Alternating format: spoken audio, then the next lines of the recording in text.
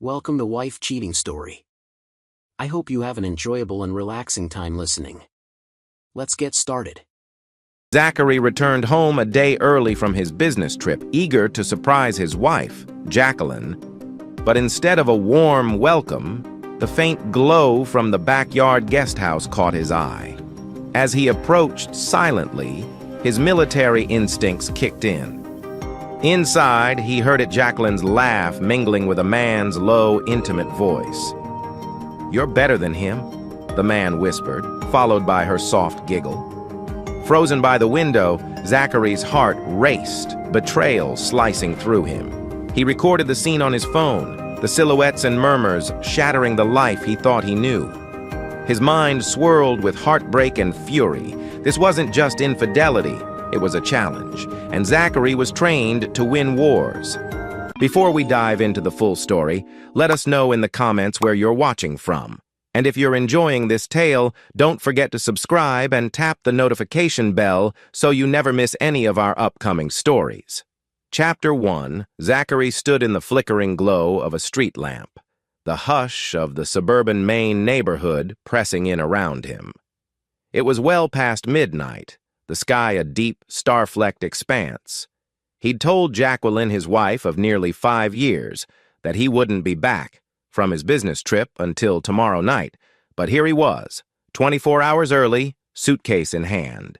He'd been an Air Force intelligence officer in his earlier life, trained in stealth and observation. Now, a security consultant. That expertise rarely left him, and something felt off. He stifled a yawn. He'd driven directly from the airport wanting to surprise Jacqueline with an unannounced homecoming. Usually, such surprises were cause for excitement. He'd get to see her eyes light up, feel her warm embrace. But tonight, an uneasy tension coiled in his gut. Their modest house, perched on a quiet street near the water, was lit in the strangest way, lights on in the backyard guest house at nearly 1 a.m. That building was rarely used aside from occasional storage or an overnight friend. His dog, Ranger, a loyal German shepherd he'd adopted post-military, waited obediently in the SUV. As soon as Zachary parked, Ranger started growling toward the backyard. That was enough to put him on edge. A faint breeze rustled the trees, making the yard's shadows dance. Zachary's breath caught when he heard muffled laughter, definitely a man's voice. The woman's tone. Oh, God, that was Jacqueline. They sounded close, intimate. He froze near the side of the house, heart thudding. He couldn't see faces yet, but the male timbre and that soft feminine laugh belonged to his wife. His mind reeled. Why in the guest house? Who? Slowly, carefully, he set his suitcase down by the fence. Instinct kicked in. This was the kind of scenario he'd trained for in stealth ops. Gather intelligence before acting. He slid along the side yard, footsteps silent on the grass. The adrenaline spiking in his veins felt disturbingly familiar, like a recon mission in hostile territory. Only this was his own home. He crouched under the half-open window. Inside, the warm lamplight illuminated 2 silhouettes. He could see faint movement, the man's voice low, confident, intimate, the woman's giggle, Jacqueline's laugh, something he used to find enchanting. Now it cut him like a razor. Then the words, "You're better than him," the man murmured, followed by a rustle of fabric and an even softer laugh from Jacqueline. Zachary's stomach lurched. Better than him? The implication burned into his mind. They're being intimate. This is an affair right in my own backyard. His first urge was to storm inside, fists swinging. But discipline clamped down on that impulse. In intelligence work, immediate reaction kills the chance for bigger revelations. Instead, he forced himself to remain calm. If he confronted them blindly, they'd deny or manipulate. He needed undeniable proof. He slid out his phone, ensuring it was on silent. With a trembling hand, he opened the camera, set it to record video quietly. He angled the phone to the window's gap. The partial silhouette was enough to confirm. The man had his arm around Jacqueline's waist. Her head was tilted up toward him, lips parted in a smile he recognized. That smile used to be for me. A wave of heartbreak hammered him, but he stayed silent, pressing record. A broken whisper hissed out of him as the lens captured the pair. Zachary's dogged training overcame the onslaught of betrayal swirling in his gut. He had to gather evidence methodically. They were hugging, kissing softly. The man's hand roamed over her back. From the fragments of conversation, Zachary caught references to "the next time" and "no rush, we can do it again soon." That sickening coil in his stomach tightened further. Then the man's face leaned into the lamplight. Kyle. Zachary almost dropped the phone. Kyle was a so-called friend in their social circle, a charismatic guy who bragged about entrepreneurial successes.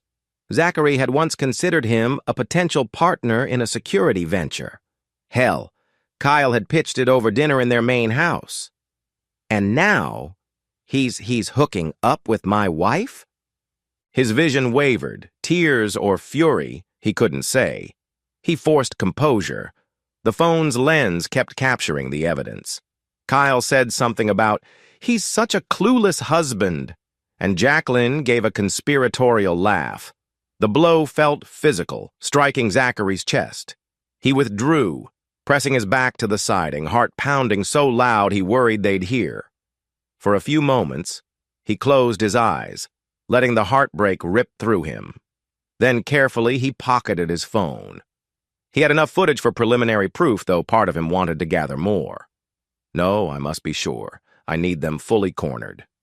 He recalled the advanced security cameras installed around the property. If they'd been active, he likely had even more angles. Good. He inhaled slow and deep. Don't blow up. Don't rush. Methodical.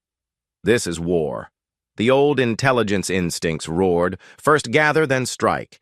After a tense minute, he slipped back around front.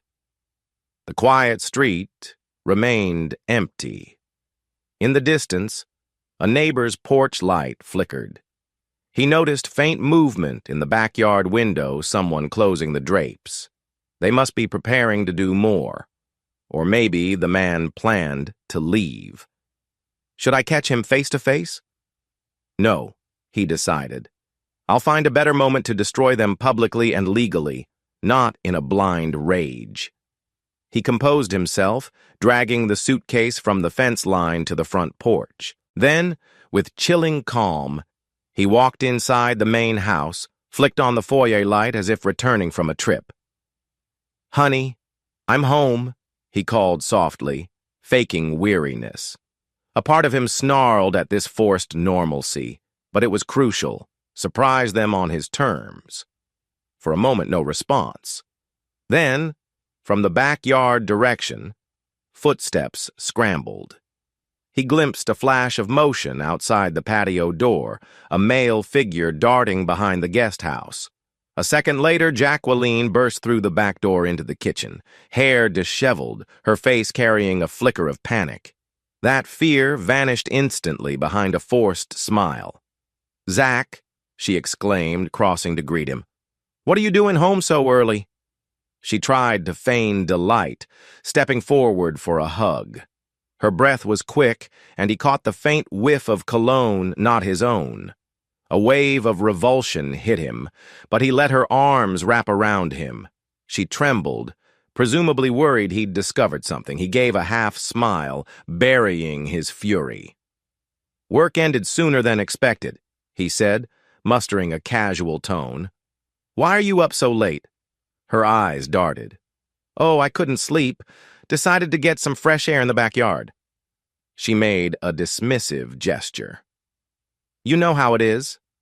He nodded, inwardly seething at the lie. "Sure." His gaze flicked to the backyard door. "Everything good back there?" She swallowed.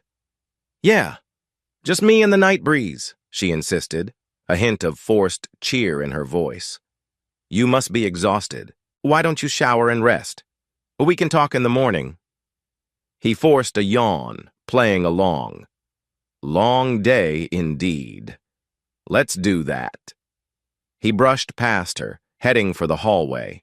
She followed a step, probably checking if he suspected anything. He kept his expression neutral.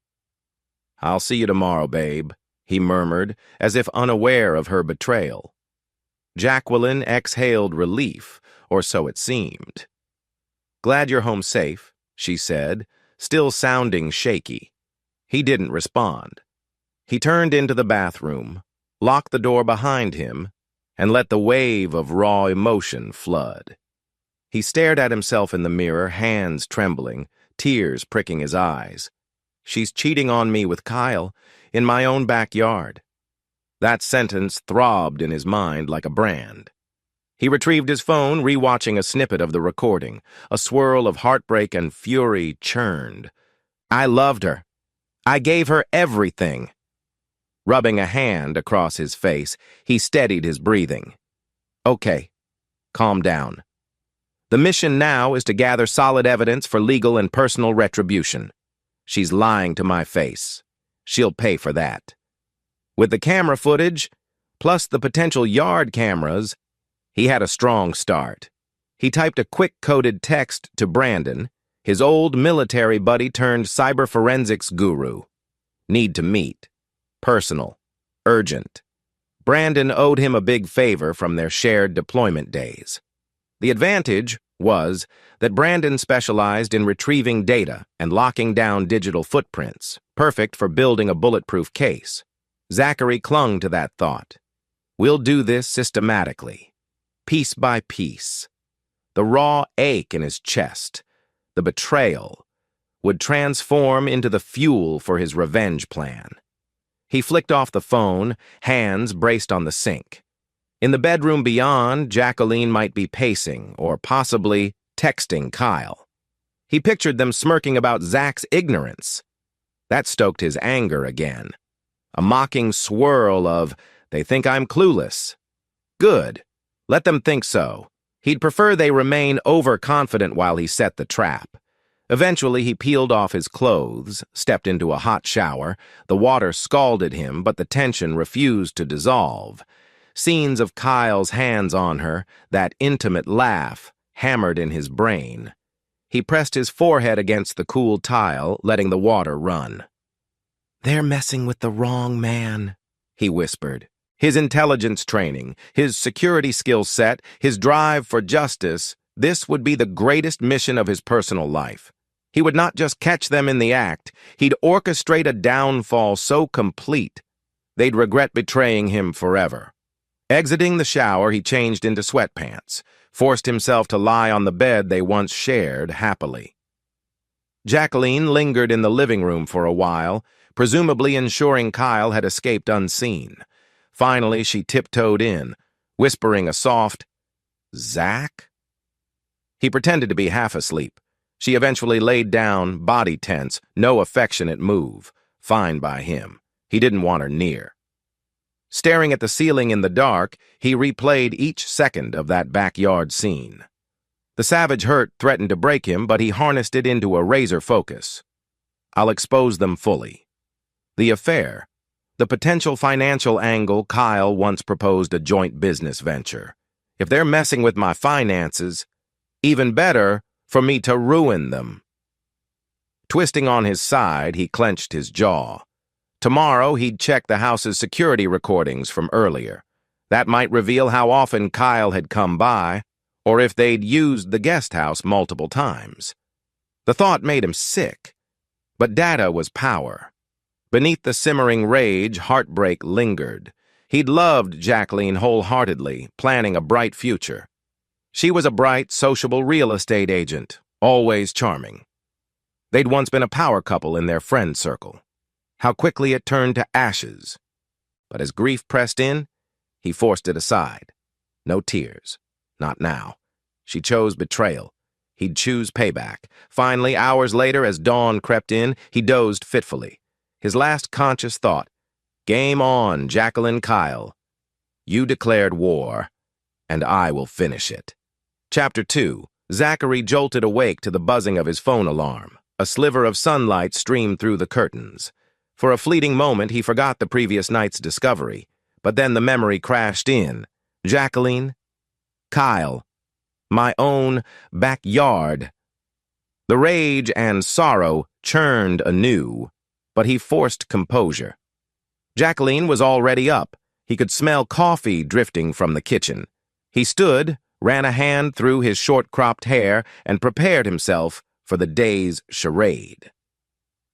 Approaching the kitchen, he found her at the counter, flipping through her phone, presumably checking messages. She glanced up, forcing a bright, if shaky, smile. "Morning.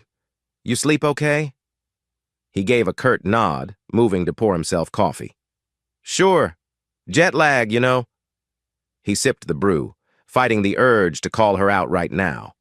But no. He needed to expand the trap. More evidence, plus a methodical plan to corner Kyle's potential involvement in any financial improprieties. Jacqueline fussed over small talk. "I have a property showing around noon, then a charity brunch at the country club. You?" He shrugged. "I might catch up on some consultant reports from home. Then I'll swing by a few potential clients downtown." In truth, he planned to retrieve any security footage from the property's cameras, but no need to let her know. She nodded, chewing her lip. "You sure you're okay? You seem a bit quiet." He forced a small, polite smile. "Just tired from the trip. Don't read into it." She exhaled relief, or tried to. "All right. Let's talk later if you want." She rose, stepping around the table. He caught the faint swirl of her perfume. There used to be comfort in that scent. Now, it sickened him. She left the kitchen with a wave. Moments later, he heard her rummaging in the bedroom, presumably dressing for her day. Probably texting Kyle, Zachary thought bitterly. He glared at the coffee mug, then set it down. Enough. He headed outside to the yard, scanning for vantage points. Sure enough, the guest house's door was half ajar, a sign someone had left in a rush last night. The floor might still hold footprints or additional clues. He quietly slipped inside. The small living area smelled of stale cologne. On a side table, he spotted a half-empty water bottle, probably Kyle's brand. Zachary grimaced. God, they're sloppy. Good. That sloppiness would cost them. He flicked on a dusty lamp, scanning for anything else. A pillow was out of place, obviously used. He found faint impressions on the couch someone had definitely sat there intimately. Stifling a surge of anger, he methodically snapped photos with his phone.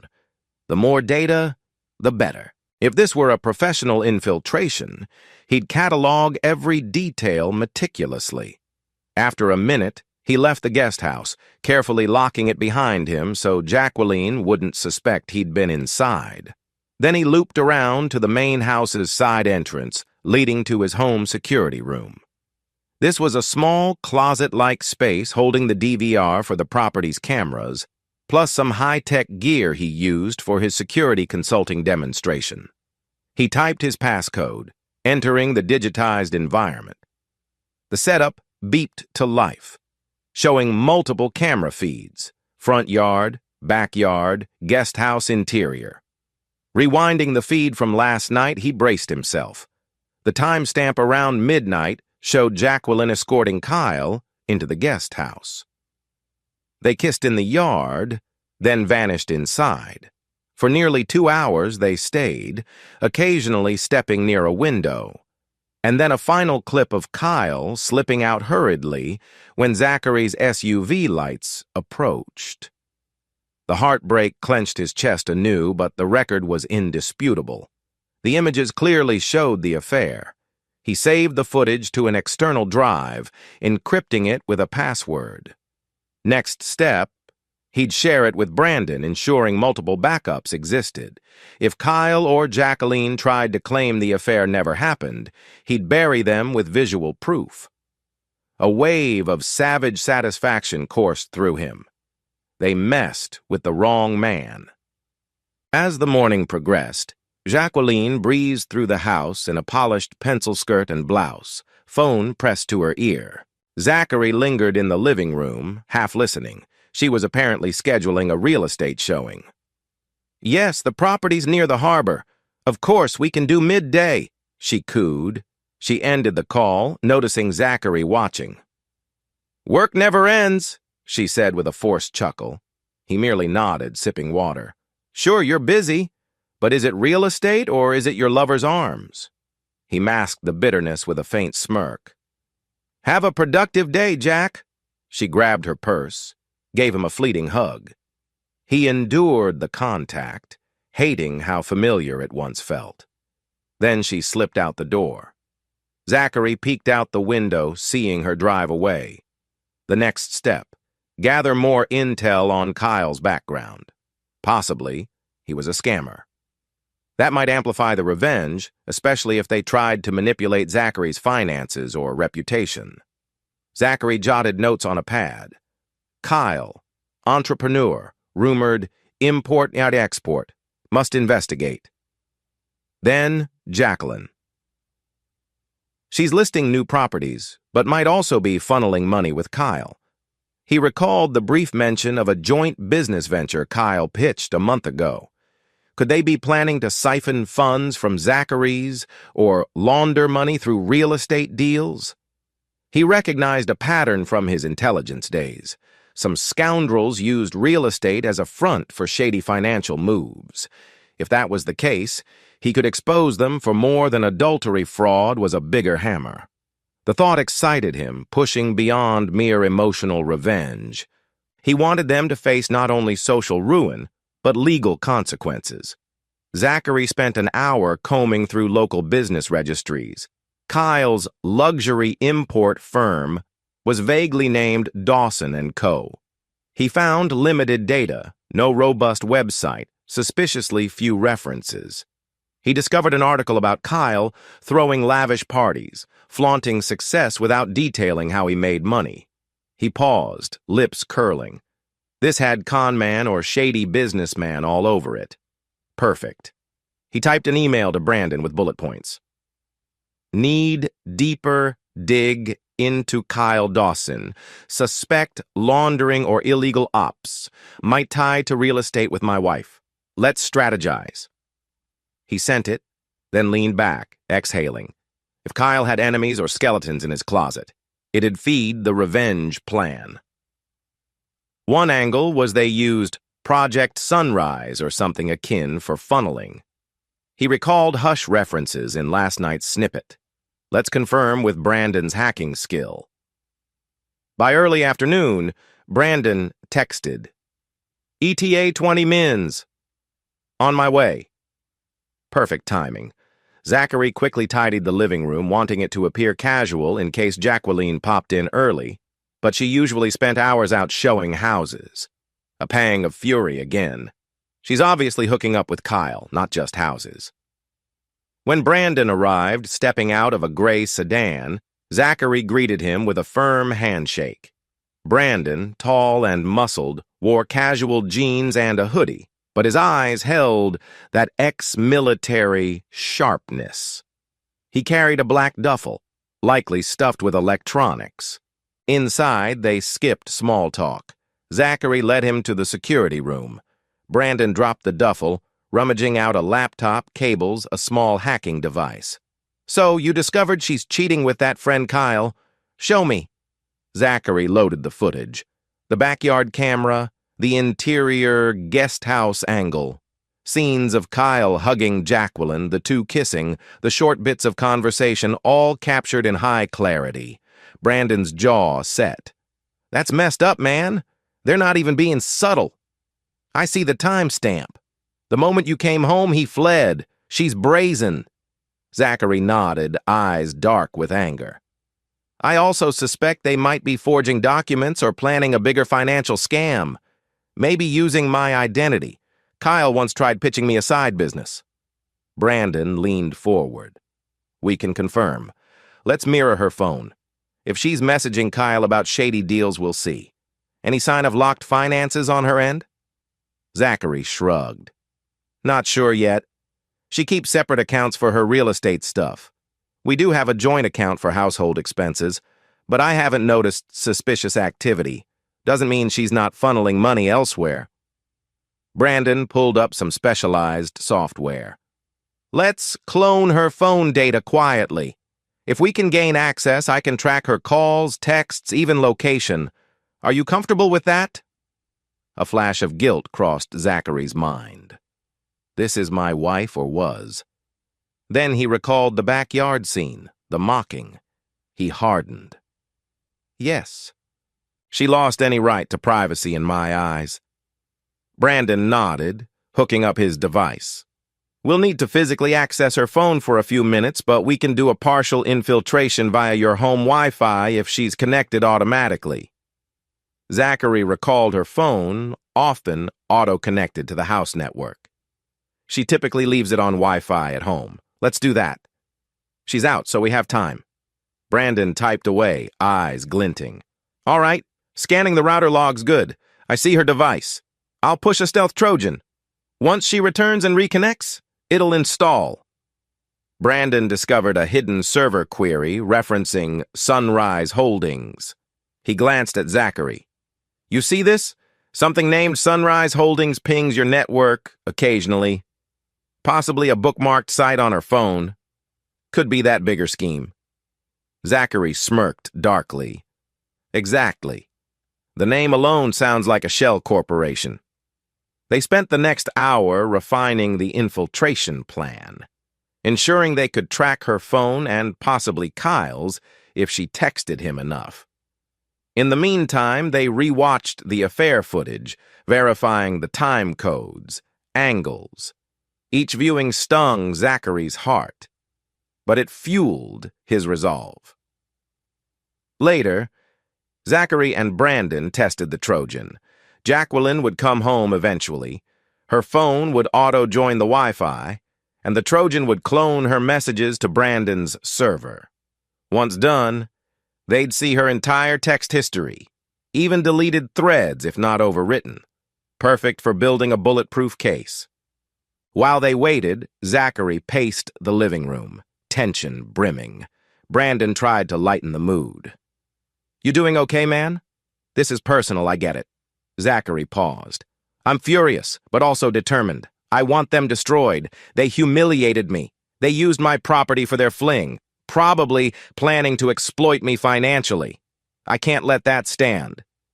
Brandon nodded. Understood. Let the data come in. Then we'll strategize the final blow. They concocted a scenario. Zachary would pretend to travel again next weekend for a new client gig. That would likely embolden Jacqueline to invite Kyle for a more extended rendezvous. Meanwhile, Brandon would set up hidden cameras in the main house, too, capturing them if they rummaged for documents or tried forging signatures. The more arrogant they got, the deeper they'd incriminate themselves.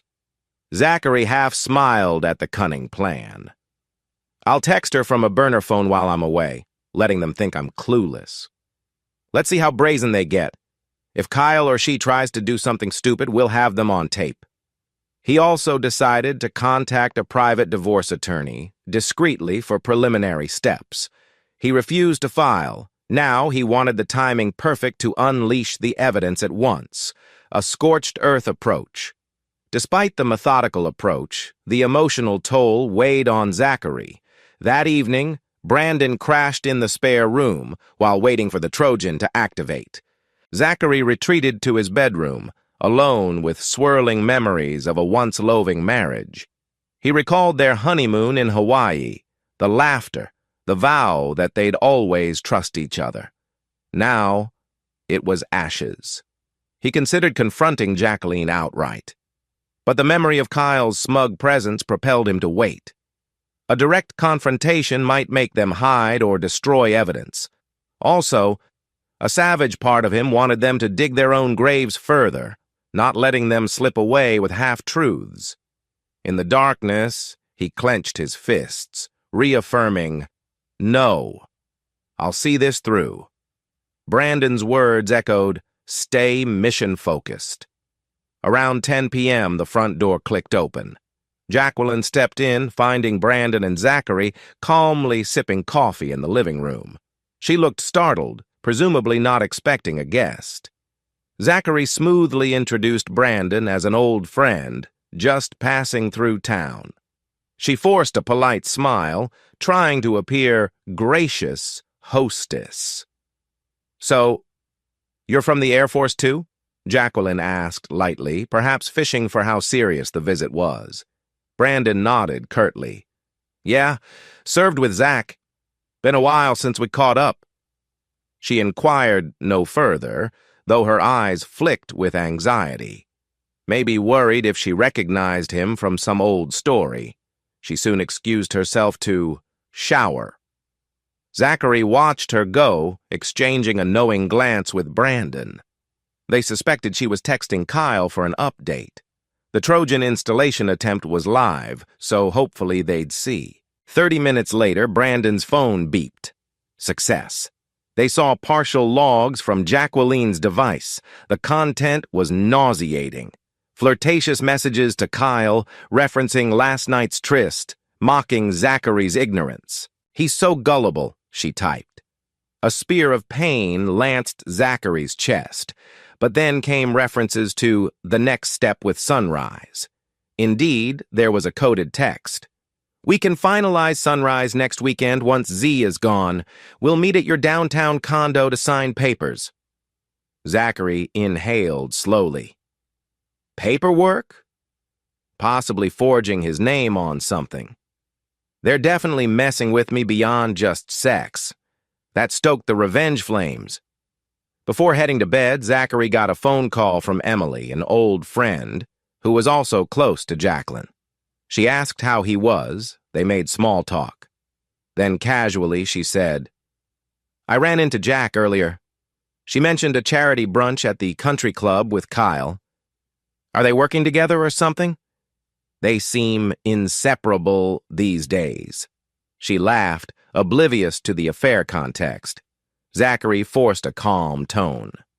"Yeah, they have some business synergy, apparently," Emily teased. "Just be careful. Kyle's a known flirt." She chuckled again. "Anyway, hope all's well.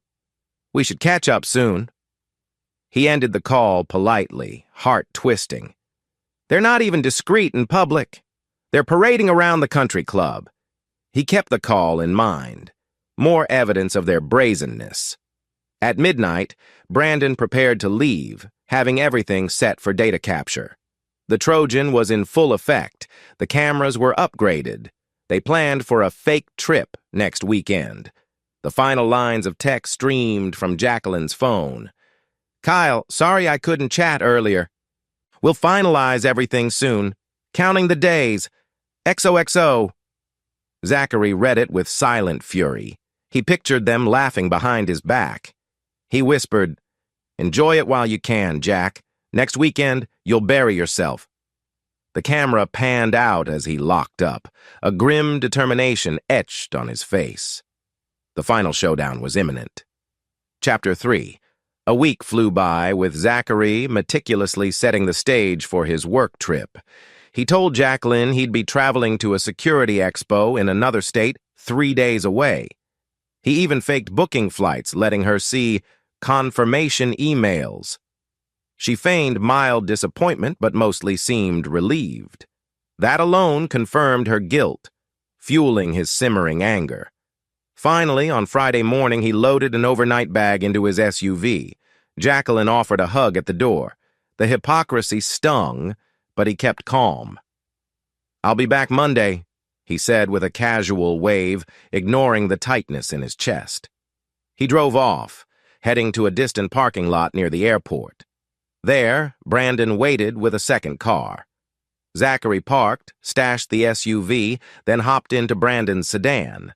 They'd circle back to Brandon's apartment, where they'd watch everything unfold via the live feed from the house. Sure enough, an hour after he left, a text pinged from the Trojan. "Jacqueline, he's gone, baby. House is ours for the weekend. Ranger the dog is at boarding, no issues. Come over any time. Zachary clenched his jaw, reading it. She'd even sent Ranger away to a doggy daycare for the weekend, so they could defile the house with no interruptions. Unreal. At Brandon's place, they set up a multi-monitor rig. Each feed from the living room, kitchen, guest house, and hallway displayed on a grid. The Trojan mirrored Jacqueline's phone texts in real time. Another window displayed any calls she made. They were basically unseen spectators, a vantage of pure intel. Sure enough, by midday, Kyle arrived. The feed showed him stepping through the front door, greeted by Jacqueline's enthusiastic hug. The audio captured them laughing, referencing how Zachary was such a trusting doofus. Kyle smirked. He never suspects a thing, babe. We're golden. Zachary's hand squeezed into a fist. Brandon placed a steadying palm on his shoulder. Easy. Breathe. They watched as the pair cozied up on the living room couch. Kyle rummaged through a file drawer where Zachary kept some business documents. Then they moved to the master bedroom, rummaging around. Zachary's fury spiked, but he forced composure. This was exactly what they needed, clear proof of them violating his personal space. Later that afternoon, Kyle stepped onto a phone call. The Trojan picked up Jacqueline's side, so the audio was partial, but they gleaned enough. Kyle, Project Sunrise funds are set. We just need final sign-offs.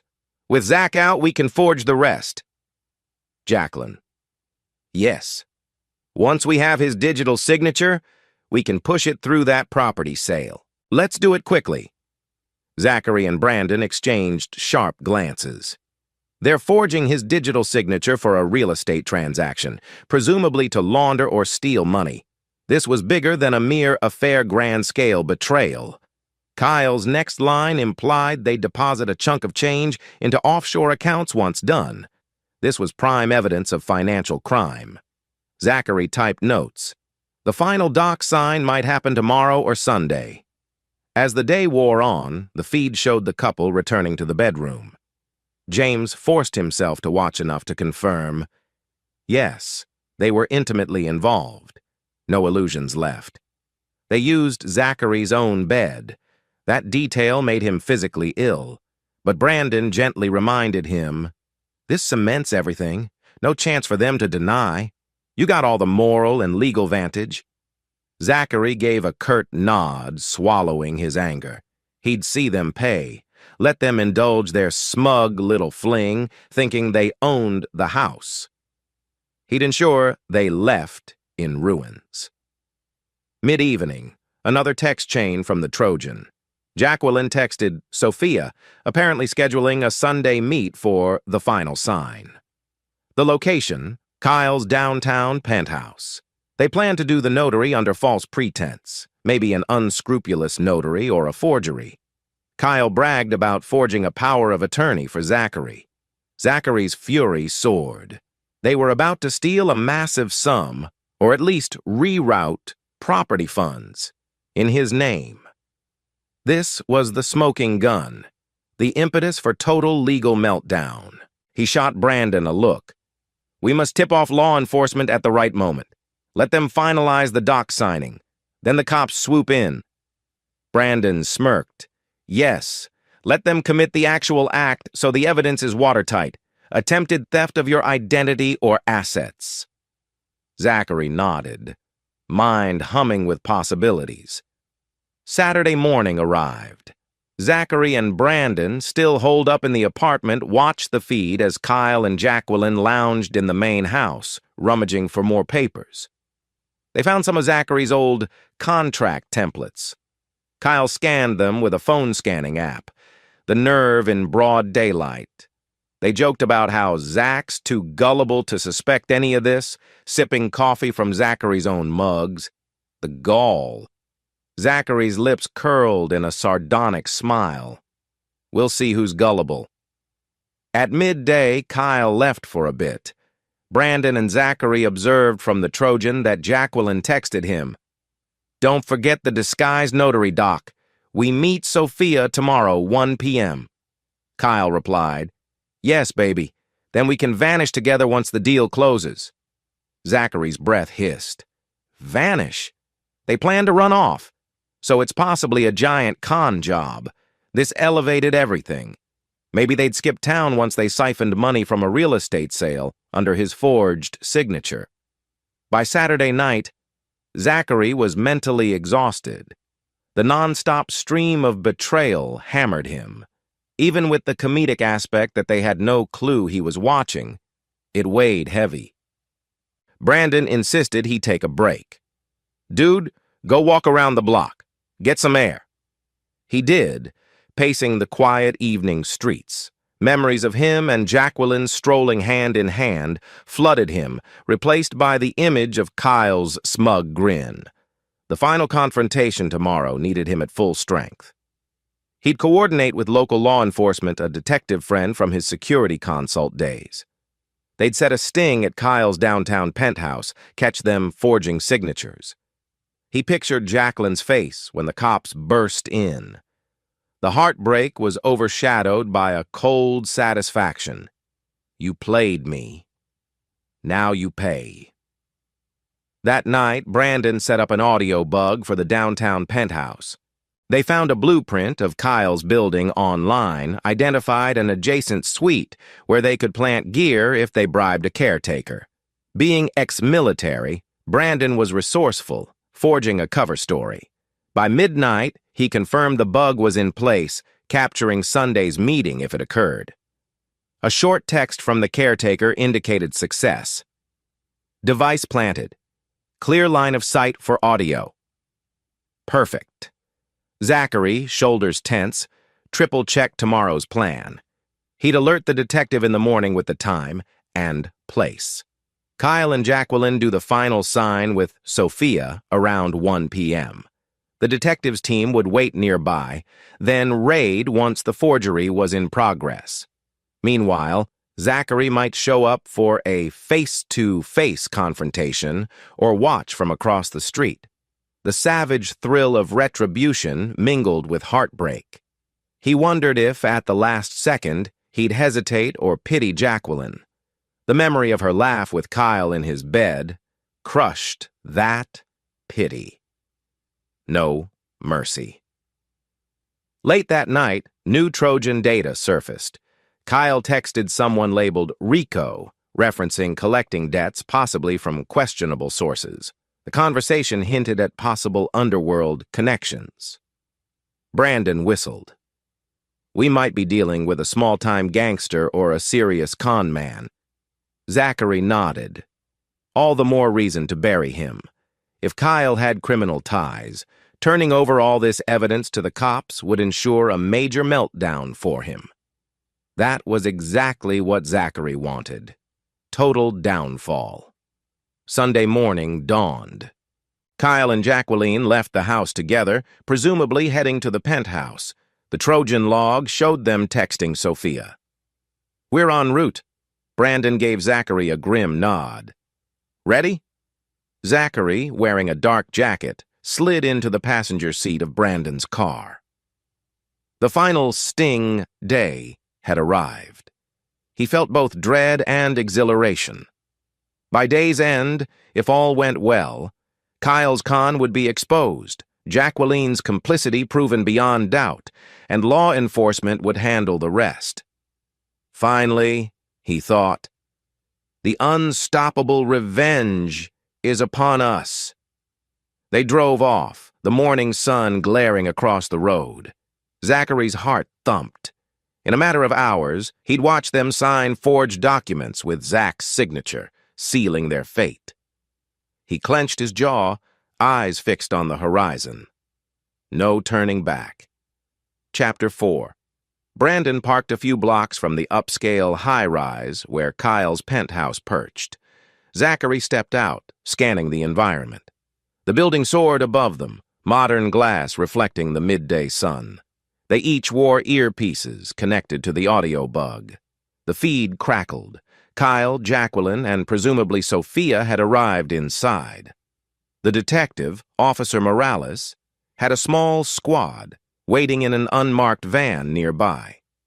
They'd wait for Zachary's signal that the forgery was in progress before bursting in. The plan hinged on real-time confirmation. Zachary took a breath, scanning the sidewalk. "Let's do this." They entered the building's lobby as inconspicuous visitors. Brandon guided them to a vacant floor across from Kyle's penthouse, where a caretaker had been bribed to let them hide. From there, they could watch the corridor. Meanwhile, the bug relayed their conversation inside the penthouse. Kyle: "All right, I have the digital template of Zach's signature. Let's finalize the doc." Jacqueline: "Yes, hurry. We need to fill in the final amounts. He's clueless for at least 2 more days." Sophia: "And you're sure we're safe forging a spousal consent form?" Zachary's heart hammered. They were forging a spousal consent, presumably to sell or transfer property. The nerve. He gripped Brandon's shoulder. "It's happening," he whispered. Brandon nodded, pulling out his phone, texting a coded message to Officer Morales. "In progress." They listened as the trio hammered out details. Kyle typed on a laptop, reading fields like property transfer, $400K down, minted from Zachary's account, referencing a hidden account. Brandon mouthed to Zachary, "They're draining your funds." Zachary clenched his jaw. Those bastards. Jacqueline provided a real estate license number, presumably forging official documents. She giggled about how Zach will never know until it's done, bragging how she'd keep him pacified. The coldness in her tone floored Zachary. He swallowed the heartbreak, focusing on the endgame. Sophia expressed mild concerns about potential legal blowback if discovered. Kyle scoffed, "Relax. Once it's done, we're out. We'll have enough to vanish or bribe our way out." They intended to vanish, possibly flee the country. This was bigger than a fling. They were criminals. Officer Morales texted Brandon, "Should we move now?" But Zachary typed back, "Wait for the doc to be fully signed. We want it beyond attempt stage." Time crawled. On the audio feed, they heard a printer whir. Kyle read lines. "Spousal consent name, Zachary T. I do solemnly declare blah blah, perfect." Then the faint scratch of pen. Jacqueline giggled. "Look at me forging that signature." Zachary's face burned with fury. "That's it." He gave Brandon the nod. Brandon texted Morales, "They're forging now." Within seconds, the corridor cameras showed plainclothes, officers stepping off the elevator, heading to the penthouse door. Zachary parted ways with Brandon, ready to face them once the cops entered. Knock, knock. The feed captured Kyle swearing, "Who is it?" The detective's muffled voice, "Delivery?"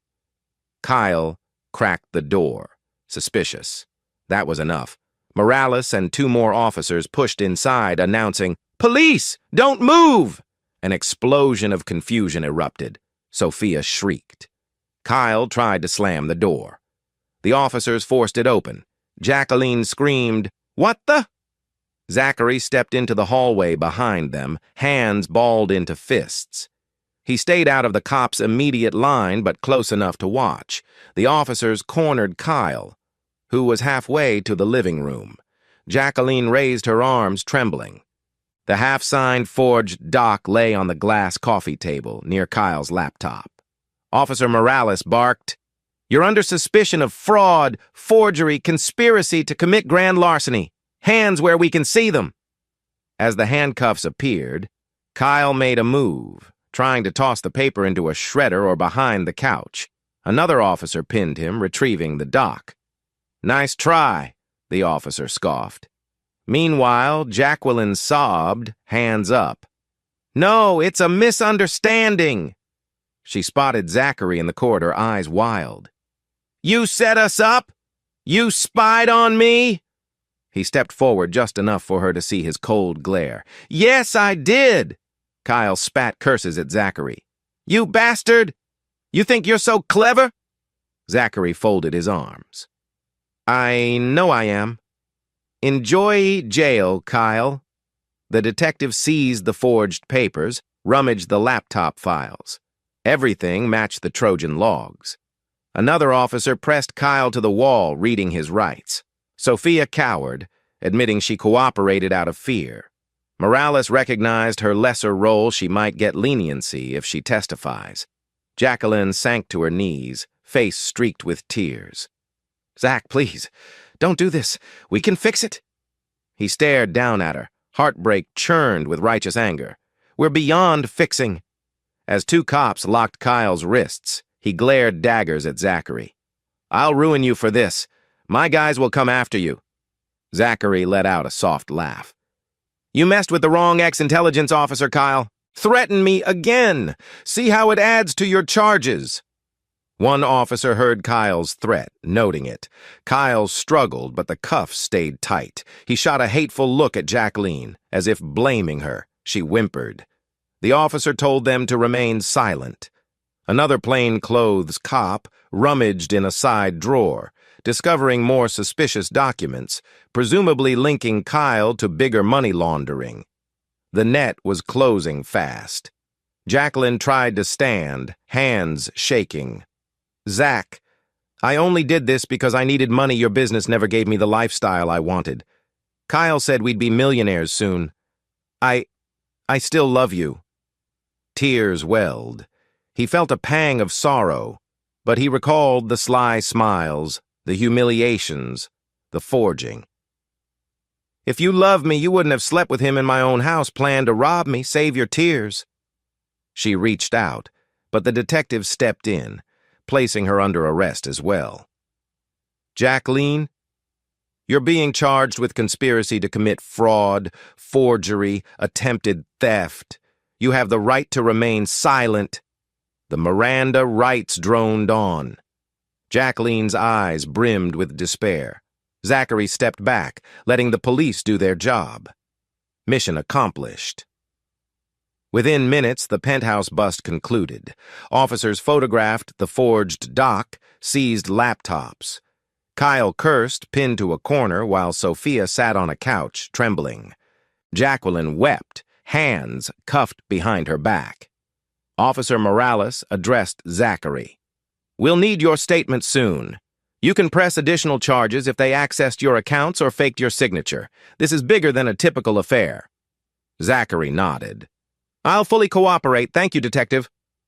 Morales gave a curt nod, leading the suspects out. Kyle spat once more at Zachary's feet. Jacqueline's tearful gaze pleaded for mercy, but he turned away. The entire hallway filled with cameras from a local news tip. This scandal would blow wide open, humiliating them publicly. After the police van pulled away, Zachary lingered on the sidewalk, taking in lungfuls of fresh air. Brandon joined him, patting his back. You good, man? Zachary closed his eyes, exhaling. Yeah. Feels freeing. I caught them both. Not just the affair, but the attempted theft. Brandon nodded. They'll face charges that might land them in prison for years. You've basically destroyed them. A swirl of relief and sorrow churned in Zachary's chest. I once loved her. He shook off the pang. She made her choice. In the days that followed, the local DA's office confirmed they'd press multiple felony charges against Kyle, possibly Jacqueline if she was fully complicit.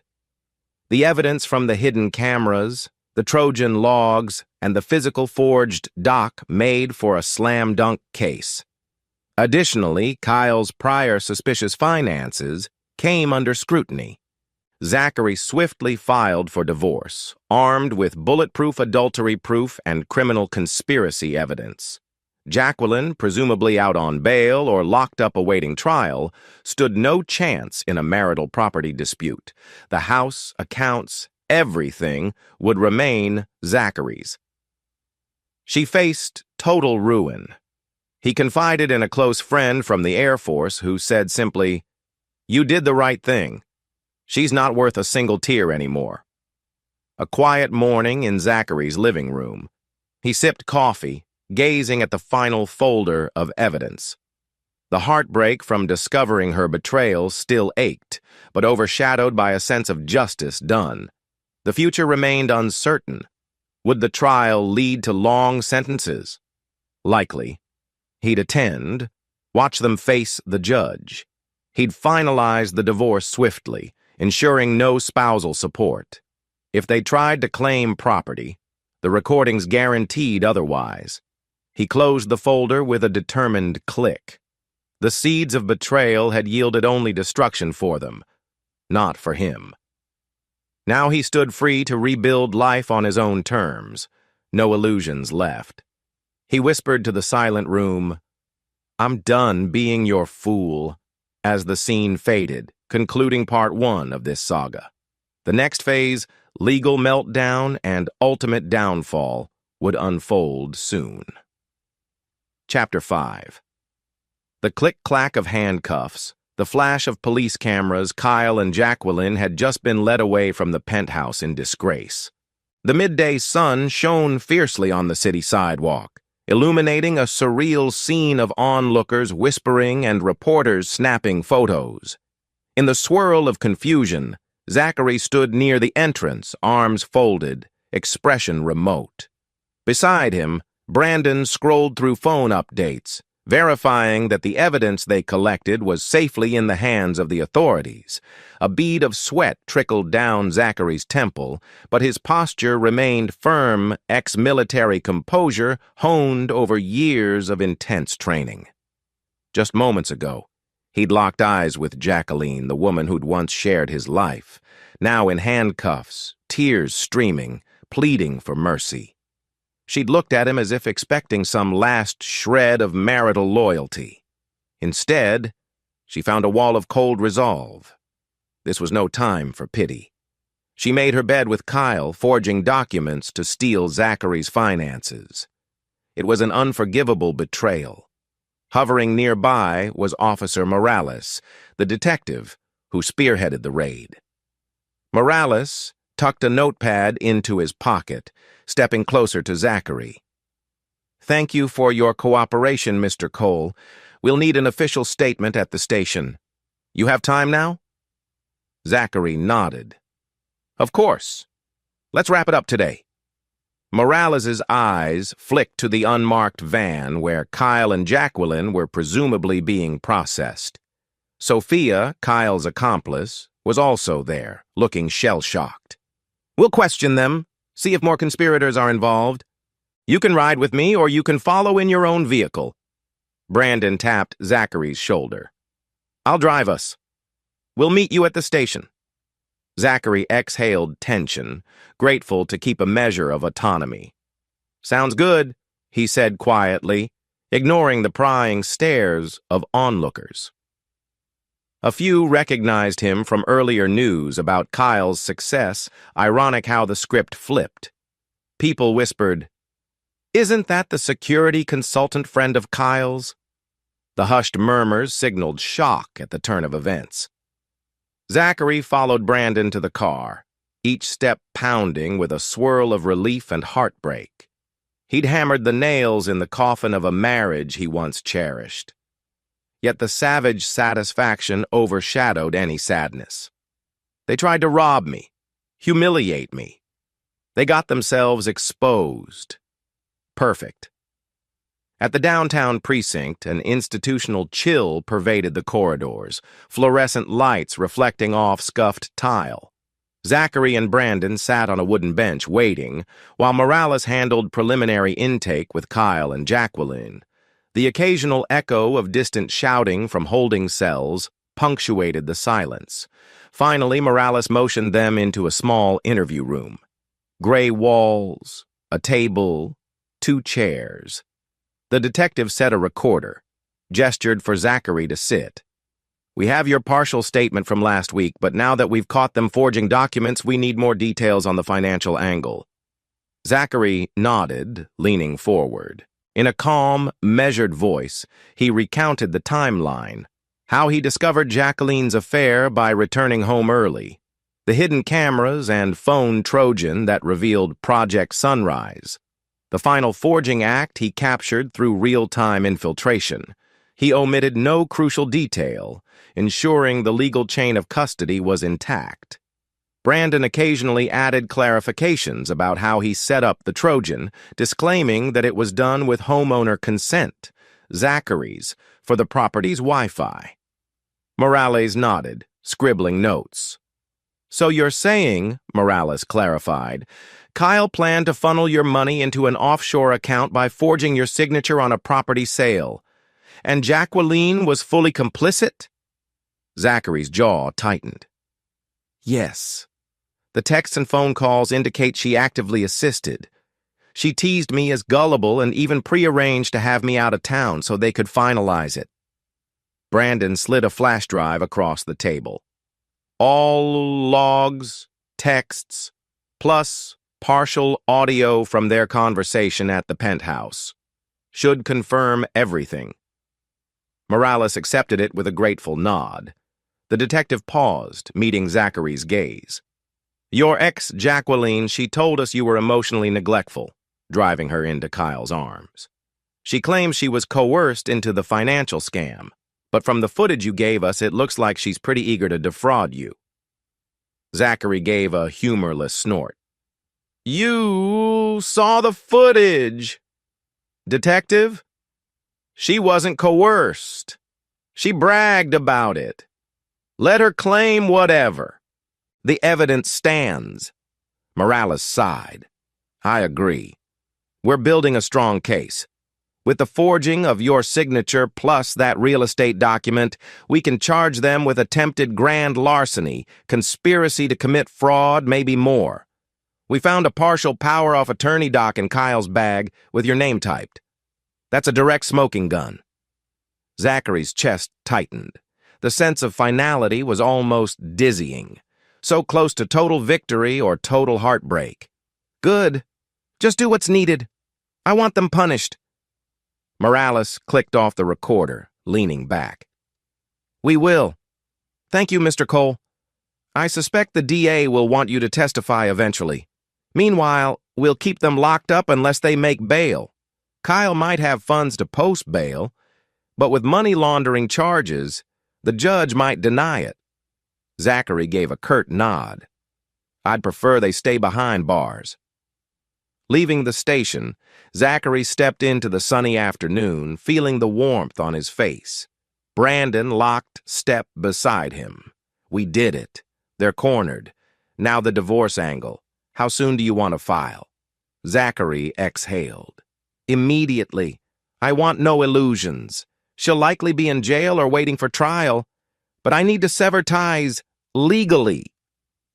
He'd already consulted a discreet divorce attorney, Ms. Atwood, who specialized in high-conflict cases. This was prime time to finalize everything. A phone call later, Ms. Atwood confirmed, "We can file a contested divorce citing adultery plus attempted financial fraud. That gives you an overwhelming advantage. Are you sure you want zero settlement for her? That's feasible." Zachary said yes. "Absolutely. She deserves nothing." Miss Atwood happily set an appointment for early next week to finalize papers. The process might be swift given the evidence. If Jacqueline contested, the recorded adultery destroyed her moral standing. If she tried for spousal support, the fraud charges annihilated her claims. Perfect. That evening, after a day's swirl of legal calls, Zachary sank onto his living room couch. The house felt oddly quiet with Ranger at the boarding kennel. He realized he missed the dog's comforting presence. Maybe tomorrow he'd bring Ranger home, confident the fiasco was done. A flicker of guilt surfaced. Should I feel any compassion for Jacqueline rotting in a cell? He recalled her wide, tear-filled eyes. Another wave of memory surfaced. Their honeymoon in Hawaii, nights on the beach. But he shook it off. She'd proven callous, mocking him behind his back. Let the law handle her now. Monday morning, Ms. Atwood confirmed that Jacqueline remained in county jail, unable to post bail.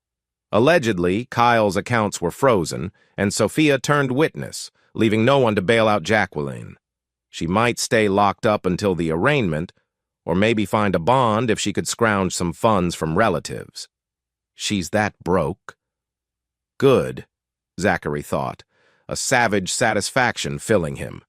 Actions have consequences. A text from Emily lit up his phone. "Zach, what the hell happened? I heard Jack is arrested, something about forgery. She refused to talk to me." He considered ignoring it, but Emily was once a friendly acquaintance. He typed a terse reply. "She betrayed me, tried to steal from me. It's all real. Sorry you're caught in the middle." Emily responded with stunned apologies. He doubted Emily knew the full extent, but it didn't matter. The truth would soon spread through their social circle. Indeed, by midday, gossip flared online. Local real estate agent and known socialite Jacqueline Cole indicted on fraud charges alongside rumored lover Kyle Dawson. People posted shocked comments referencing how she was the wife of a well-respected security consultant. The scandal soared. That afternoon, Brandon dropped by to check in on Zachary's mental state. They sat on the back deck, sipping cold drinks. "So, how's your head?" Brandon asked, scanning Zachary's expression. Zachary shrugged, gazing at the yard. The guest house door stood ajar, remnants of police activity earlier. "I feel a mix of relief and emptiness. She was once my wife, you know." Brandon nodded solemnly. "Betrayal stings. But remember, she tried to ruin you. You did what you had to do. Now you move forward." Zachary exhaled. "Easier said than done, but yes. The goal is to finalize the divorce, watch them get convicted. Then I can truly heal." Brandon clinked his glass. "Amen. If you need me, I'm here." A day later, Ms. Atwood forwarded new intel. Other potential victims of Kyle's shady import business were emerging, people claiming he scammed them with fake investment deals. If these folks came forward, the charges might multiply, ensuring Kyle faced serious prison time. Jacqueline, as his accomplice, was entangled in that fiasco too. The possibility of a class action or federal investigation soared. Zachary's attorney grinned when she told him, "The deeper we dig, the worse it looks for Kyle. This can only help your case." Zachary felt a wave of savage glee. Kyle's entire empire crumbling, exactly what he deserves. The mental image of Kyle in prison for years was deeply satisfying. Late that week, Emily unexpectedly showed up at Zachary's doorstep. He opened the door, finding her hesitant, eyes brimming with concern. "I'm sorry to just drop by," she said. "I had no clue how twisted things were. May I come in?" He considered a moment, then stepped aside. "Fine, but I'm not sure what you want." Inside, Emily perched on the living room couch, glancing around as if half expecting to see Jacqueline. She gave a sad smile. "Look, I know Jack messed up big time. She was my friend. I had no idea she'd do something like this."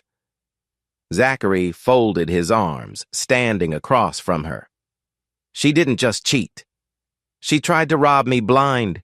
If you're here to defend her, I'm not interested." Emily shook her head. "No, I'm not defending her. I just wanted to say, I'm sorry if I unintentionally enabled anything. Sometimes I joked about Kyle's flirting, but I never suspected they'd go this far." He sighed. "You aren't at fault. They made their choices. Thanks for the apology, though." She looked relieved. "I heard she's stuck in jail. Kyle, too. Are you okay?" He forced a small nod. "Surviving. Focused on rebuilding my life, that's all." Emily rose, fiddling with her purse. "If you need any help or references in the real estate world, let me know. I just want to see you come out stronger." He appreciated the sentiment, if somewhat hollow. "Thanks, Emily. I'll keep that in mind." 2 weeks later, Ms. Atwood arranged a preliminary hearing in family court for the divorce. Zachary arrived with a folder of evidence: the affair footage, financial scam logs, text messages. On the opposite side, Jacqueline arrived in a jumpsuit, escorted by a bail officer. She'd apparently failed to secure bail, pending her criminal charges. The sight of her in that orange uniform made Zachary's stomach twist with a strange blend of pity and triumph. The judge, a stern-faced woman named Judge Hawkins, scanned the paperwork, eyebrows arching. Adultery, forgery, attempted larceny. This is more than a simple divorce. Ms. Cole, do you contest? Jacqueline's public defender tried to present a meager case, claiming emotional distress, but the evidence was overwhelming.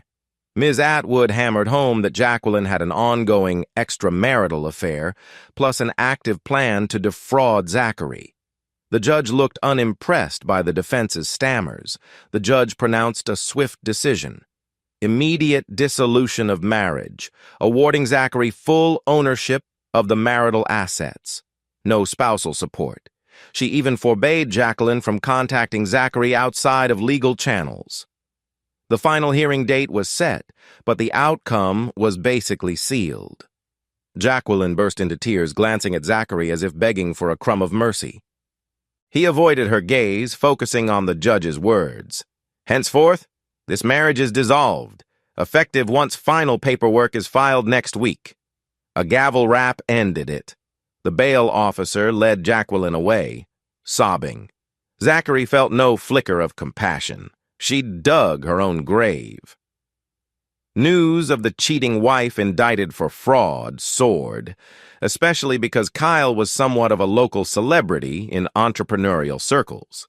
Tabloids brandished headlines like "Socialite Realtor and Her Lover's Criminal Plot, Exposed by Ex-Military Husband." Zachary's phone beeped with acquaintances either congratulating or prying for details. He chose to remain mostly silent, letting the official statement stand. Meanwhile, the city's rumor mill churned. People whispered about Jacqueline's flamboyant lifestyle, Kyle's shady deals. Some even approached Zachary in public with expressions of sympathy. He remained polite, acknowledging none of the gory details. The mere mention of Kyle or Jacqueline made his blood simmer, but he handled it with stoic dignity. A local talk radio show wanted to interview him. Ms. Atwood advised, "Don't. We have an open criminal case. Better to keep quiet. Let the prosecution handle it." He agreed, not wanting to compromise the legal angle. Another day, another swirling rush of legal actions. Late one evening, alone in his bedroom, Zachary stared at the final divorce decree draft Ms. Atwood had emailed. In a matter of days, he'd be officially single again, free of the marriage that once defined his life. A cocktail of relief and sorrow welled in his chest. He set the phone aside, gazing at the half-lit ceiling. In the gloom, he whispered, "I got what I wanted. She's ruined. Kyle's going down. Why does it still hurt?" He closed his eyes, exhaling. Because betrayal always stings, no matter the revenge. Yet he'd push forward. The next chapters, the criminal trial, the sentencing would deliver the final blow. He clenched his fist, reaffirming, they deserve every ounce of punishment coming their way. Chapter 6. Bright morning light filtered through Zachary's kitchen windows. He sipped coffee, scanning updates from Ms. Atwood. The state prosecutor had indicted Kyle and Jacqueline on multiple felony counts: conspiracy to commit grand larceny, forgery in the first degree, plus attempted financial fraud. The hearing was set for next month. This was separate from the divorce proceedings. The criminal meltdown was about to intensify. Zachary sighed, reading the list of potential witnesses. Among them, Sophia, the co-conspirator turning witness for leniency, Brandon, who helped gather the digital evidence, and possibly Zachary himself, if needed to confirm they used his identity. The DA found it invaluable that he was an ex-intelligence officer with a security background. His testimony about how he discovered their scheme would be compelling. Ms. Atwood also reported rumors that Kyle tried to bribe or threaten potential witnesses. Another reason to keep his bail denied. Good. Midweek, Brandon dropped by. They sat in the living room. Ranger curled at Zachary's feet, content to be home again. Brandon updated him. I scoured Kyle's social media, found hints he might have swindled other people. The DA might bring them in as well. That'll nail him further. Zachary nodded. Good. The more the merrier. Let him face the avalanche. Brandon studied Zachary's face. You holding up? The divorce is final soon, yeah? Zachary glanced at the half-empty coffee mug. Officially in 2 days. Then I'm free. Funny how that word feels heavy. Brandon patted his shoulder. You'll see it's for the best. After the trial, you can truly move on. Though he tried to remain private, Zachary occasionally crossed paths with old acquaintances who used to see him and Jacqueline as a perfect couple. They approached with hushed sympathy, murmuring, We never suspected she'd do such a thing. He gave polite thanks, not elaborating. If they pressed for details, he brushed them off with, It's all in the legal filings. He was grateful that the local sentiment mostly sided with him. Jacqueline's public meltdown, the humiliating affair, the forgery charges everyone recognized she'd done him dirty. She was a pariah now, locked up, awaiting trial. Meanwhile, Kyle's name became a punchline among business circles, a cautionary tale of fraudulent arrogance. A few folks dared to question if Zachary orchestrated the downfall too harshly. But the overwhelming evidence of their crimes spoke for itself. One morning, Ms. Atwood relayed a message from the DA. Kyle, furious and cornered, threatened to take down Zachary if he testified. The threat was apparently overheard by a jail staffer. Zachary frowned. He's an idiot. Let him. That'll just add more charges for intimidation. Still, a tingle of caution stirred. Kyle had boasted about shady associates. Could that lead to real danger? Brandon suggested raising the home's security measures. Zachary agreed, installing an additional perimeter alarm. He'd survived far worse in the Air Force. Kyle's empty threats wouldn't rattle him. A letter arrived from Jacqueline's jail. She wrote an emotional plea claiming she'd been misled by Kyle, that she still loved Zach, that she was ready to fix everything. She asked him to post bail, or at least speak in her favor at the hearing. She wrote that she'd do whatever it takes to rectify the marriage if he gave her a chance. Zachary read it in stony silence. The lines about love felt hollow after seeing her laugh at his expense. He shredded the letter. No reason to respond. The final divorce hearing loomed, guaranteeing she'd soon lose all marital rights. She was grasping at straws. He refused to be manipulated again.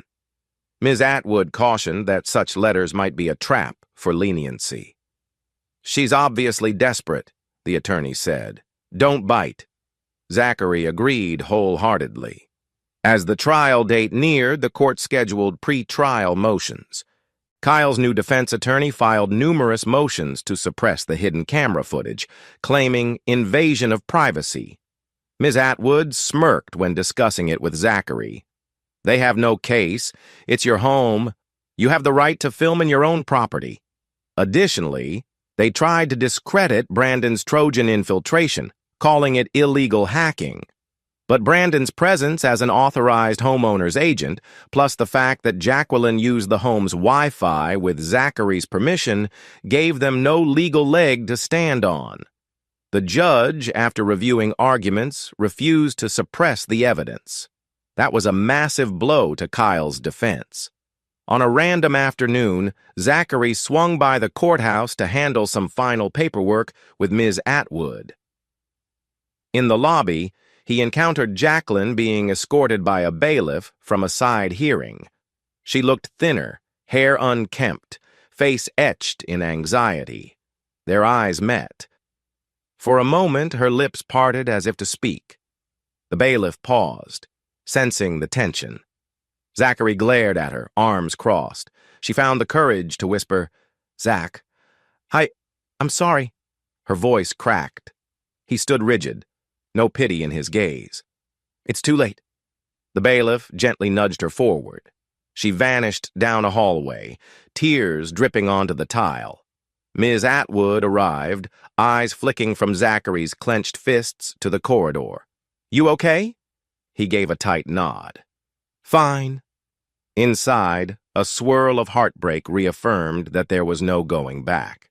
Kyle also petitioned for reduced bail, claiming he'd comply with all conditions.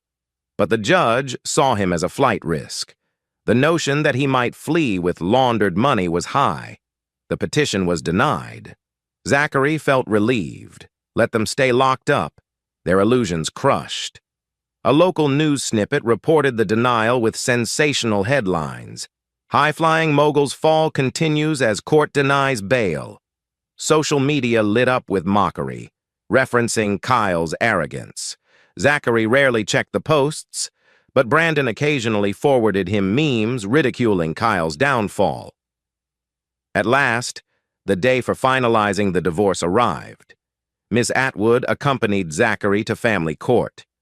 The hearing was brief. Jacqueline didn't appear in person this time, signing a waiver from jail. The judge stamped official dissolution documents. Just like that, the marriage was over, legally speaking.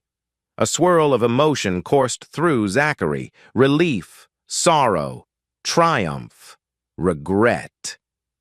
This wasn't how I pictured my marriage ending, but better a clean break than living a lie. He stepped out of the courthouse, Ms. Atwood smiling, handing him a sealed copy of the decree. "Congratulations, you're now free," she said softly. He exhaled shakily, tucking the papers into a folder. "Thank you. Let's see if the next step, the criminal trial, delivers the final closure." That evening, alone in the once-shared house, Zachary stared at the divorce decree.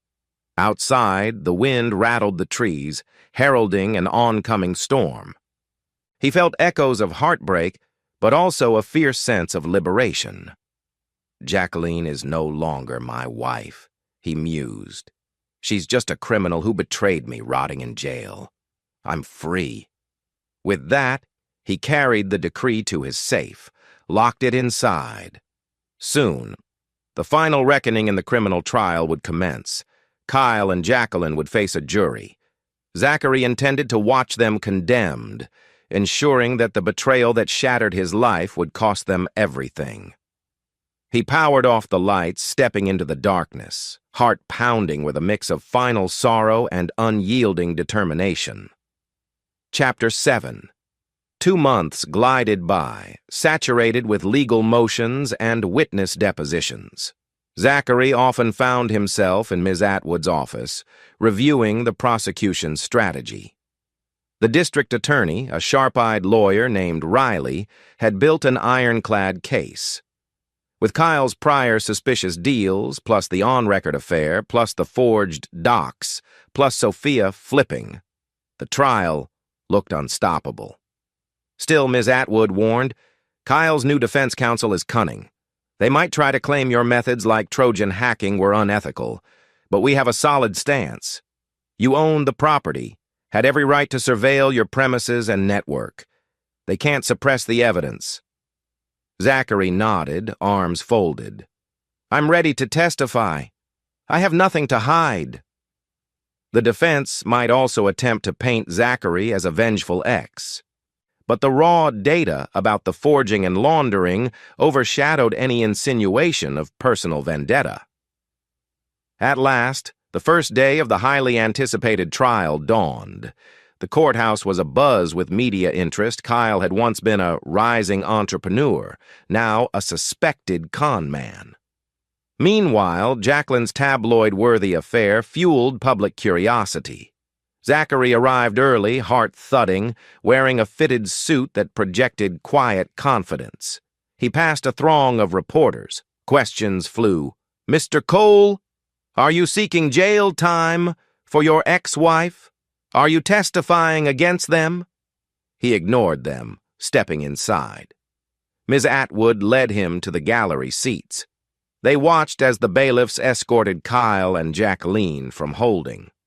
The pair wore plain business clothes, likely provided by their lawyers, but the tension etched on their faces was unmistakable.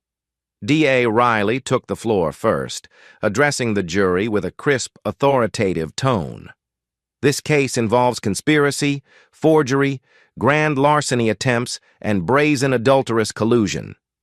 You will see how Kyle Dawson and Jacqueline Cole conspired to defraud Mr. Zachary Cole, forging documents in an attempt to steal hundreds of thousands of dollars, money they intended to launder through shell corporations.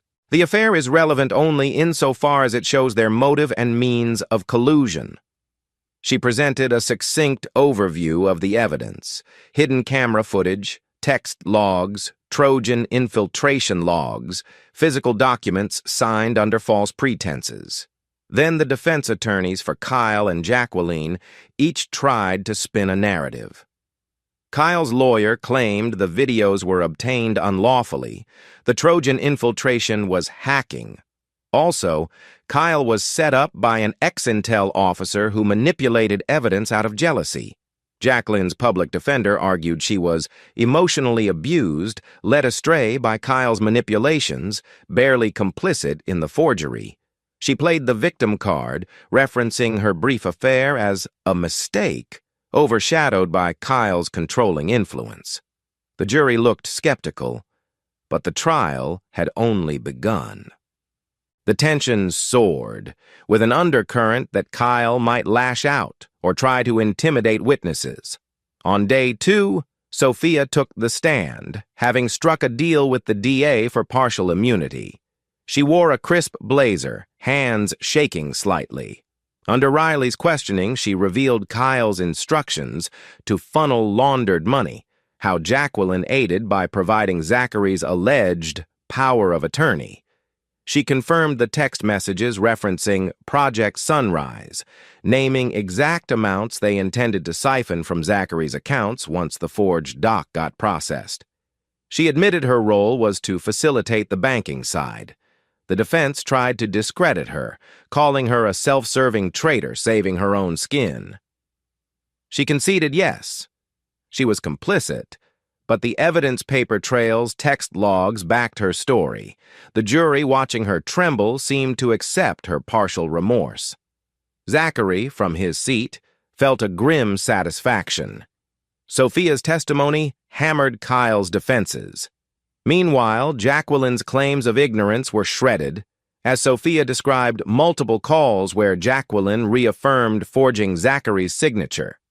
Next, Brandon took the stand. Clad in a suit, posture erect, he explained how Zachary, as the homeowner, had authorized the Trojan deployment on his own network. He detailed the steps ensuring it was legal, that no data was stolen from Kyle's personal device, outside of the home's environment. The DA displayed logs verifying Brandon's disclaimers about private property rights.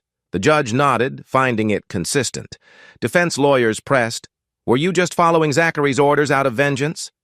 Brandon answered calmly, "No, I was helping a friend confirm suspicious illegal activities in his own home. The data we collected pertains to the property and network belonging to Mr. Cole." The defense, stymied, retreated to minor objections. The jury saw the Trojan logs, the moment Kyle typed in forging documents, the texts referencing, "We'll do it while Zach is away," plus the final forging attempt in the penthouse, the spelled doom for the defense arguments. Then came the day they played the hidden camera videos. The court dimmed the lights as the DA displayed segments from the backyard camera, guest house interior, and the penthouse infiltration. Some sections were blurred to avoid explicit sexual content, but enough remained to show Kyle and Jacqueline intimately confirming their affair, mocking Zachary, rummaging for documents, referencing the forgeries. The hush in the courtroom was electric. Kyle's lawyer repeatedly objected, calling it inflammatory. The judge overruled, stating it was relevant to demonstrate motive and collusion. Jacqueline's face, already pale, turned ashen, seeing her betrayal broadcast to the jury. She bowed her head, tears dripping. Kyle glowered, lips pressed tight. Zachary forced himself to watch with a calm exterior. Inside, heartbreak mingled with satisfaction. Yes, let the world see how callous you were. Finally, Zachary was called to the stand. The bailiff swore him in. He settled in the witness seat, ignoring Jacqueline's teary stare, ignoring Kyle's glare. The DA guided him gently. Explain how you discovered the affair. He recounted returning early, hearing suspicious voices in the guest house, capturing initial phone footage, setting up more thorough surveillance with Brandon. He described the heartbreak, but also his methodical approach in unraveling the forgery scheme. He spoke with controlled emotion, never raising his voice, ensuring the jury saw him as a reasoned professional, not a raging spouse. The defense cross-examined, attempting to paint him as a vengeful ex-intel officer. He responded calmly, "I had to protect my finances and property. They left me no choice." The lawyer asked if he felt rageful jealousy fueled his actions. He didn't deny anger. "I was hurt. But I also found hard evidence of criminal intent. This was bigger than a personal vendetta." The defense's approach fizzled, overshadowed by the black and white proof of forging. The jury watched him with sympathy, seeing a betrayed husband who took legal steps rather than vigilante violence. Eventually, Jacqueline testified in her own defense. She stumbled through tears, claiming Kyle lured her with promises of wealth. She insisted she only discovered the forging at the last minute, but the DA showed texts where she boasted about forging the signature. She tried to rationalize that Zach never loved me enough. I was desperate. The judge looked unimpressed. The jury saw no valid excuse for felony-level betrayal. In a pitiful moment, she addressed Zachary, voice trembling. "I'm so sorry. I was lonely. Kyle promised the world. I got swept up." Her tears glistened. The DA objected to direct addressing. The judge sustained, telling Jacqueline to speak to the court, not personally, to Zachary. Jacqueline wilted, realizing any attempt at winning pity was lost. Kyle took the stand next, arrogance still in his posture but crack showing.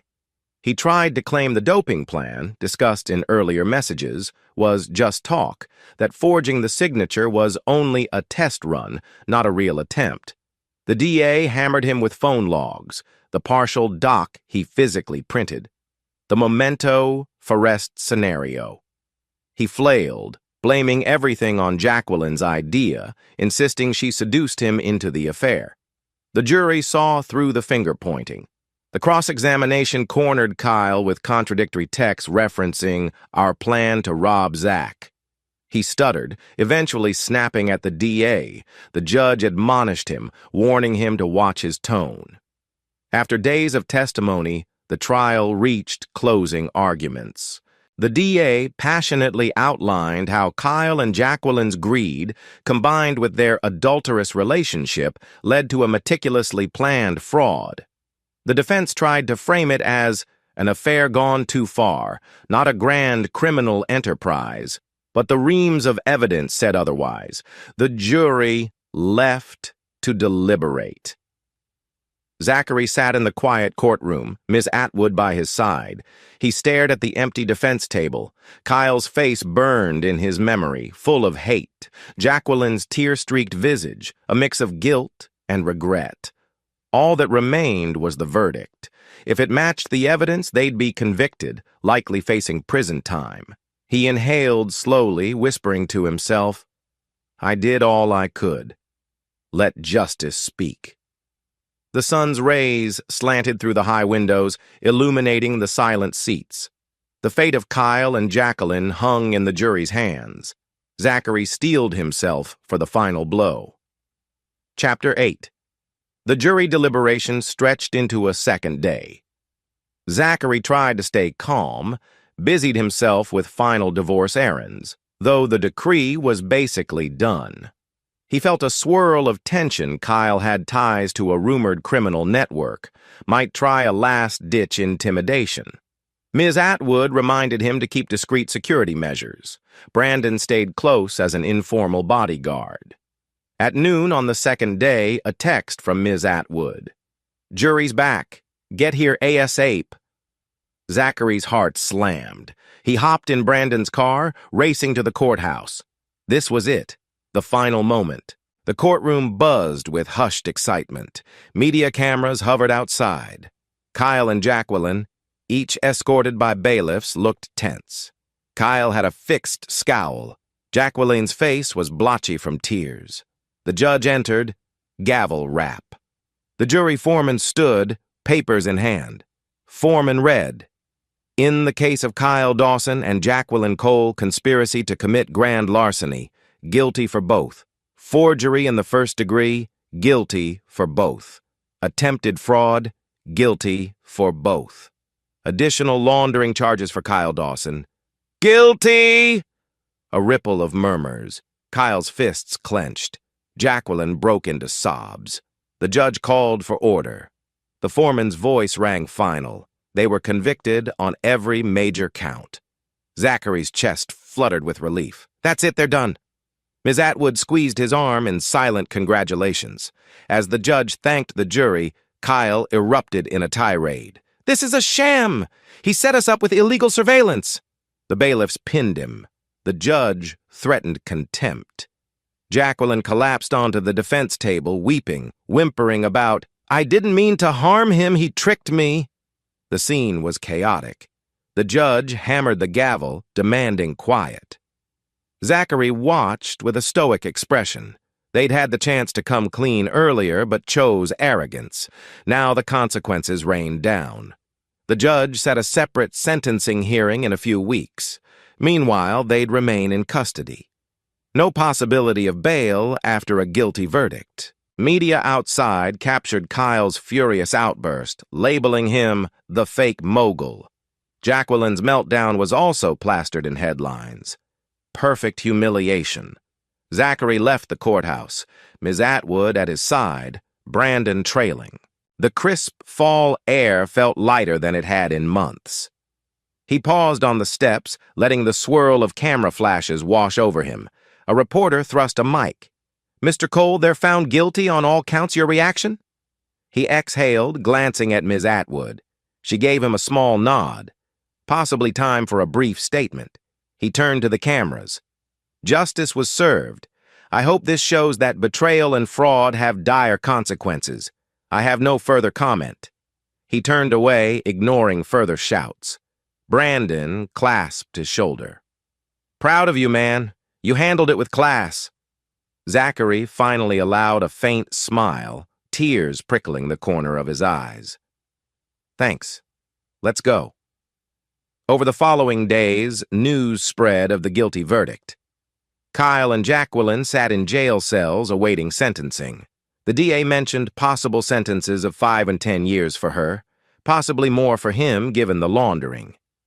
Zachary felt neither glee nor pity, just a sense of final closure. They'd reaped exactly what they sowed. Emily texted him, "I'm stunned. She's going to prison, guess she should have thought twice." He responded simply, "She chose her path." Some mutual friends or acquaintances asked if Zachary wanted to intervene for a lighter sentence for Jacqueline. He scoffed. She forged his signature, bedded another man in his house, tried stealing from him. She deserved no mercy. Meanwhile, amid the dust settling, Zachary found himself occasionally invited to social dinners by sympathetic neighbors. One introduced him to Alyssa, a warm, intelligent software consultant from out of town.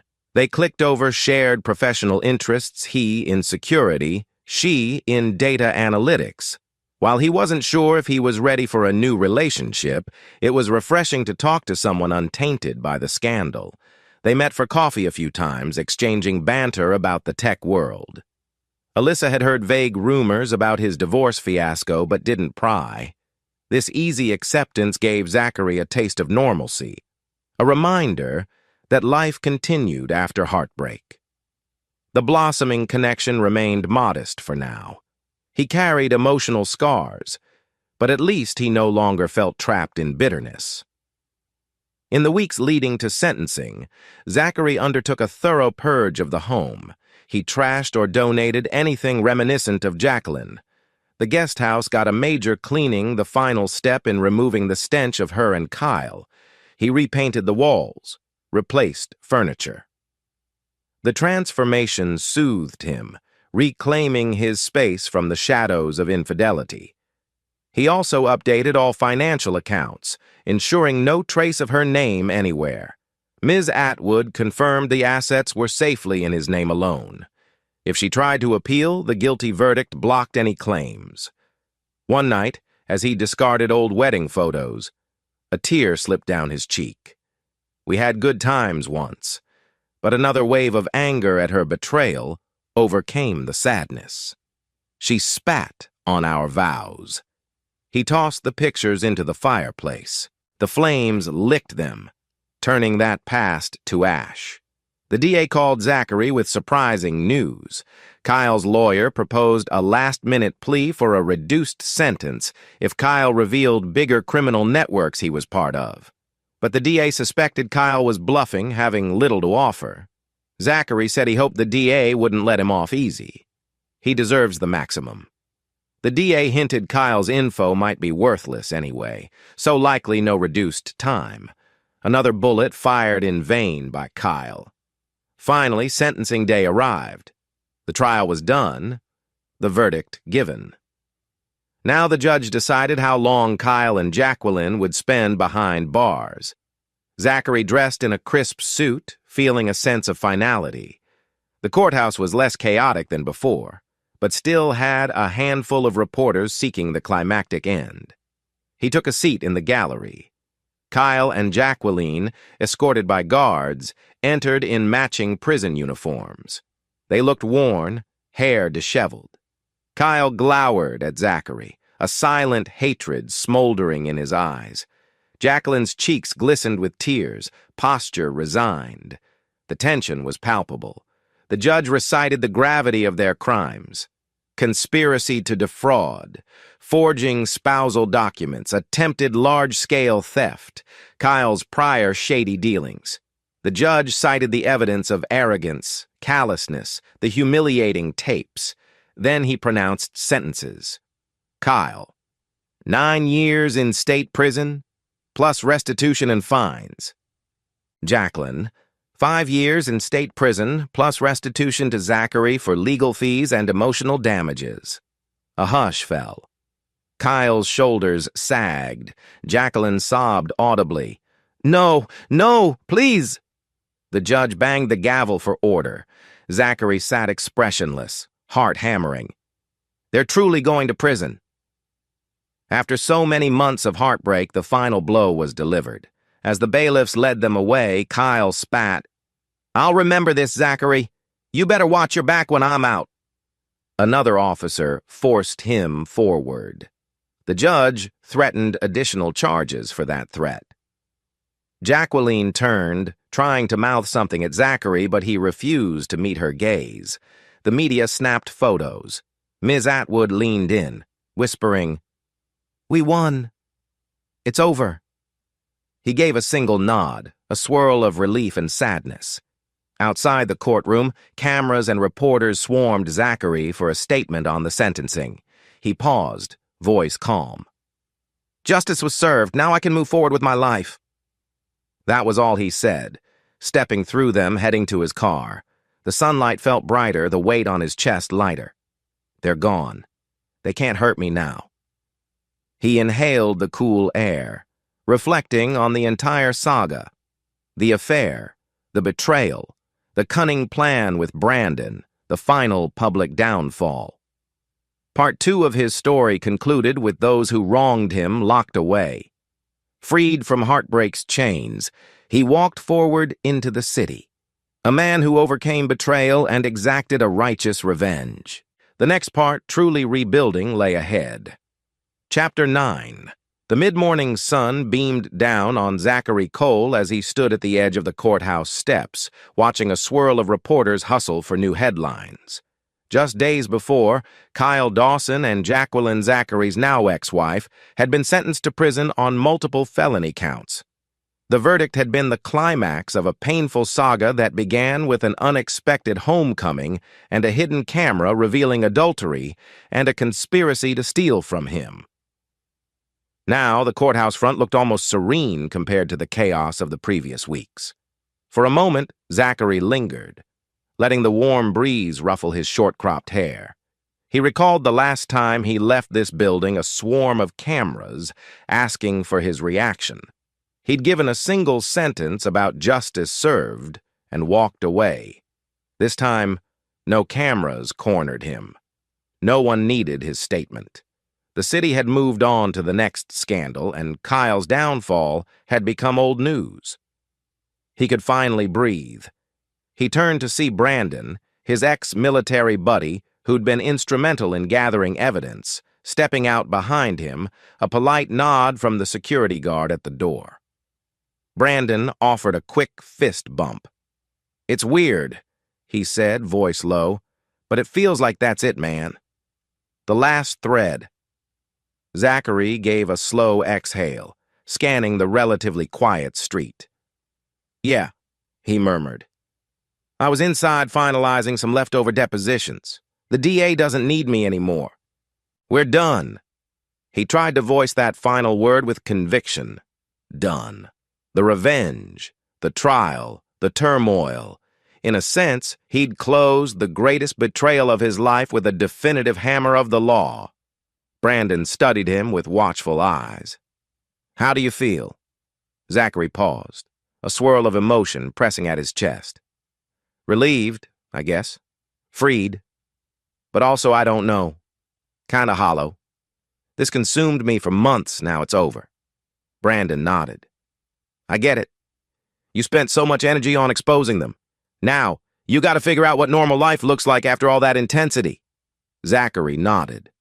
"I guess that's the next challenge." They started down the courthouse steps, heading to Brandon's parked sedan. The plan was to grab lunch at a quiet diner. Zachary had to reacquaint himself with everyday living, unburdened by the weight of betrayal. Inside, a small voice whispered, "You succeeded. They're in prison." Another part whispered, "They were people you once considered friends, or at least one was your wife." He brushed that aside.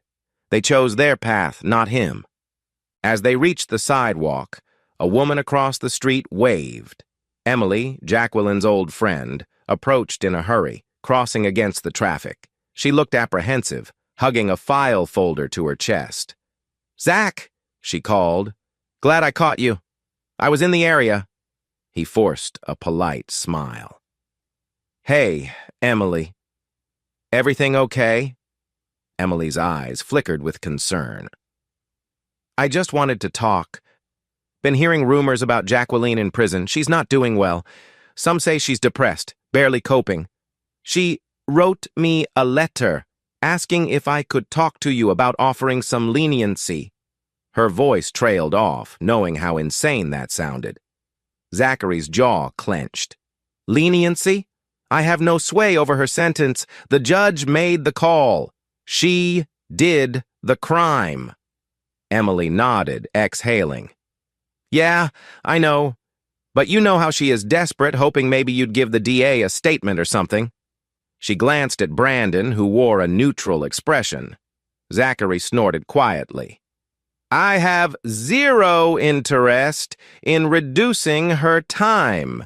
She tried to steal from me, humiliated me, used my home for that affair. Let her serve her sentence." The bluntness in his tone set Emily's face to a slight grimace, but she nodded understandingly. She claims she regrets everything. Says Kyle manipulated her. But I guess that's too little. Too late, right?" Zachary felt that old pang of heartbreak, but his voice remained steady. "Too little? Too late indeed. Emily sighed. All right, I'll let her know there's nothing you can do. She touched his arm gently. I'm sorry for all that happened. I wish I'd seen the signs earlier. He gave a small shrug. We can't change the past, Emily. I appreciate you checking in. Without further ado, she offered a sad nod and walked away, leaving him to his quiet with Brandon. The diner, a cozy spot with old wooden booths and pictures of local fishing history, provided a calm respite from months of turmoil. Zachary and Brandon settled into a booth by the window. The waitress, a kindly older lady named Doris, greeted them with a warm smile. She recognized them from local news coverage. The scandal had been big, but politely refrained from mentioning it. Over plates of grilled sandwiches and iced tea, the two men spoke about next steps. You gonna keep living in that house?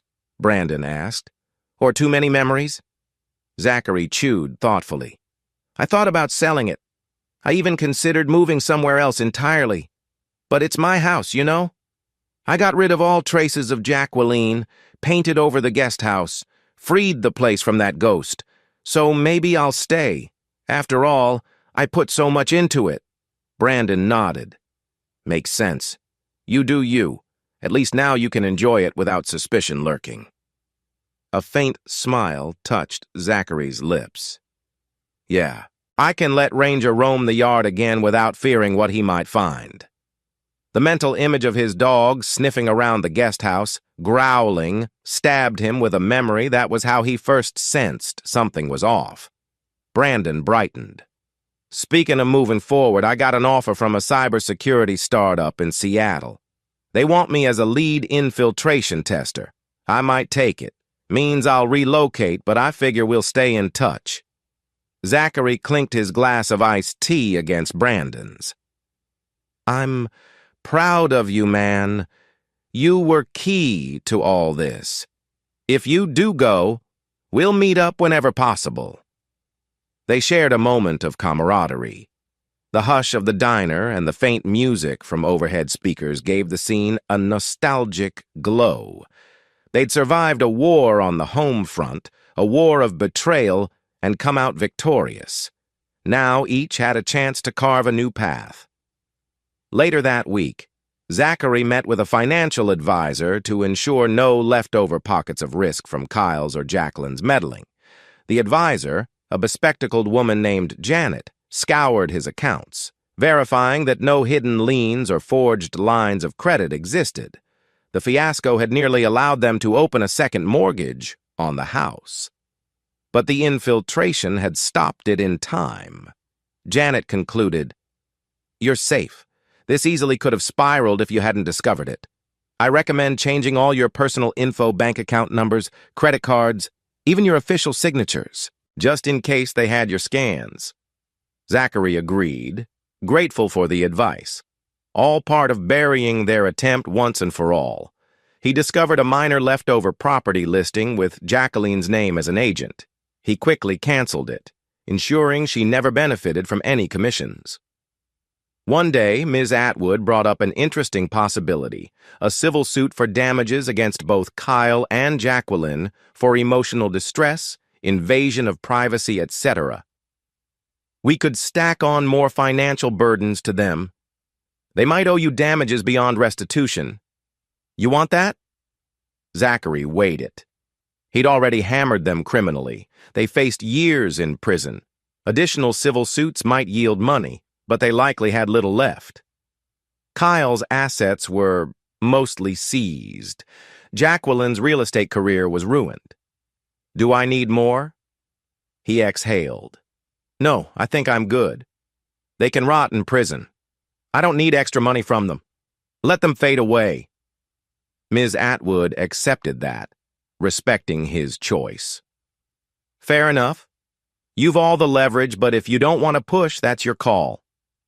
Emily phoned Zachary again, this time with surprising news. I ran into an old college friend of ours, Alyssa, who's back in town. She heard about your situation, wants to see if you're okay. I gave her your number, hope that's fine. Zachary paused, rummaging for any recollection of Alyssa. Vague images of a bright, tech-savvy classmate in some advanced courses. He said, "Sure, that's fine." In truth, he felt a pang of curiosity. He'd avoided new relationships, but a friendly coffee meet might not hurt.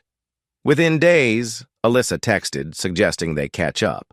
They arranged an afternoon coffee at a local cafe near the harbor. The day arrived bright and mild, the ocean breeze drifting in. Zachary arrived first, securing a small outdoor table under a sun umbrella. Soon, a confident woman with auburn hair approached, smiling. "Zachary? It's been ages." They exchanged pleasantries. She'd heard bits about his marital fiasco, expressed sincere empathy, then shifted the conversation to her own life. Working as a software consultant, traveling frequently. He found relief in talking to someone not intimately tied to the scandal. She asked about his security consulting, which gave him a chance to discuss normal career topics, not personal drama. The conversation flowed easily. By the end, as they parted, Alyssa gently said, "I'd love to do this again. It's nice seeing you, minus all the heartbreak." A wry grin crossed her lips. Zachary realized he was actually smiling, something genuine, not forced. "Yeah," he said. "Let's." A flicker of possibility that maybe he could rebuild a personal life beyond the ashes. A letter from the district attorney's office arrived unexpectedly, stating Kyle had filed a notice of appeal. Ms. Atwood explained that was standard for convicted felons with resources to file an appeal, but with the overwhelming evidence, it was unlikely to succeed. "He's probably trying to get out from behind bars any way he can." Zachary sighed. "Let him try. The forging docs, the Trojan logs, the direct catch in the penthouse, there's no real angle for him to claim innocence." She nodded. "Agreed. The DA's quite confident. Don't let it stress you. The appeals process can drag, but he's not escaping that sentence." Around the same time, Ms. Atwood relayed a message that Jacqueline was petitioning the prison board for some mental health rehab program. She argued her involvement stemmed from emotional instability. The board might consider transferring her to a lower security facility with counseling. Zachary's stance remained indifferent. If it helped her not reoffend, fine. But it changed nothing about her betrayal's consequences. The board would decide based on standard prison protocols, not Zachary's input. In a passing remark, Ms. Atwood noted Jacqueline claimed she still loves Zachary deeply. He gave a dry laugh. It's too late. Brandon's new job in Seattle was confirmed. One autumn evening, he swung by Zachary's place for a farewell hangout. They grilled steaks in the backyard, the same yard where the betrayal was discovered. Now it felt reclaimed. A crisp wind rustled the trees, leaves turning golden. Ranger dozed contentedly near the patio steps. They chatted about the future, reminisced about the intense mission of exposing Kyle's scam. "You handled it like a pro, bro," Brandon said. "Proud to have served with you and done this final operation." Zachary nodded, a small, genuine smile. "Couldn't have done it without you, man. Thanks for everything." They clinked beer bottles. The conversation drifted to future plans. Zachary admitted he was enjoying life's quieter rhythm, no high-stakes cat-and-mouse with an unfaithful spouse. He might expand his security consultancy or join a bigger firm. Time would tell. Later, at the porch, they said their final goodbyes. Brandon headed off, promising to stay in touch. Zachary watched his friend's car drive away. A pang of gratitude. He overcame the deepest betrayal with loyal help, and now a new chapter beckoned. A local charity group invited Zachary to a small reception honoring everyday heroes in security. They framed it as recognition for exposing a major financial scam that might have harmed others. At first, Zachary hesitated. He disliked public accolades for personal heartbreak. But Ms. Atwood suggested it might be a positive way to re-enter normal social circles. He attended, wearing a neat blazer. The event was modest, with local officials praising his vigilance in stopping a money laundering ring. He shook hands with a few community leaders. People expressed genuine support, no prying into the salacious details. He gave a short speech about the importance of personal vigilance and not ignoring suspicious behavior. The applause felt both encouraging and bittersweet. But at least it was a sign he was no longer the poor, cheated husband, but a figure of integrity. Among the attendees was Alyssa, quietly cheering from the back, smiling encouragingly. After the ceremony, they chatted, the atmosphere warm. She teased him, "Local hero, huh?" He chuckled, "Something like that." The tension between them felt comfortably promising. That night, Zachary returned home, shoulders lighter than they'd been in months. The final swirl of legal storms receded. Kyle was in prison, possibly trying appeals. Jacqueline remained locked up, overshadowed by regrets. Meanwhile, he embraced a calmer routine, the calm after a personal war. Sitting on his porch, Ranger at his feet, he gazed at the star-flecked sky. He half expected nightmares or flashbacks, but instead felt serenity, the knowledge that justice was served. He'd orchestrated a thorough, methodical revenge on those who scorned him. They had not only lost their freedom, but also destroyed their reputations. He was free. Leaning back, he murmured, "I'm ready to move on." Finally. Chapter 10. With the trial concluded and sentencing behind them, Zachary found himself navigating a life free from the weight of betrayal. Each morning, he woke in a bed untainted by nightmares. He'd feed Ranger, enjoy a run along the coastal path, letting the briny sea air fill his lungs. At times, the memory of Jacqueline or Kyle flickered, but he learned to push it aside. Their fate lay behind bars, locked away from his present. He dived into his security consultancy. The scandal ironically boosted his profile. Local businesses trusted him more, seeing how he outsmarted criminals.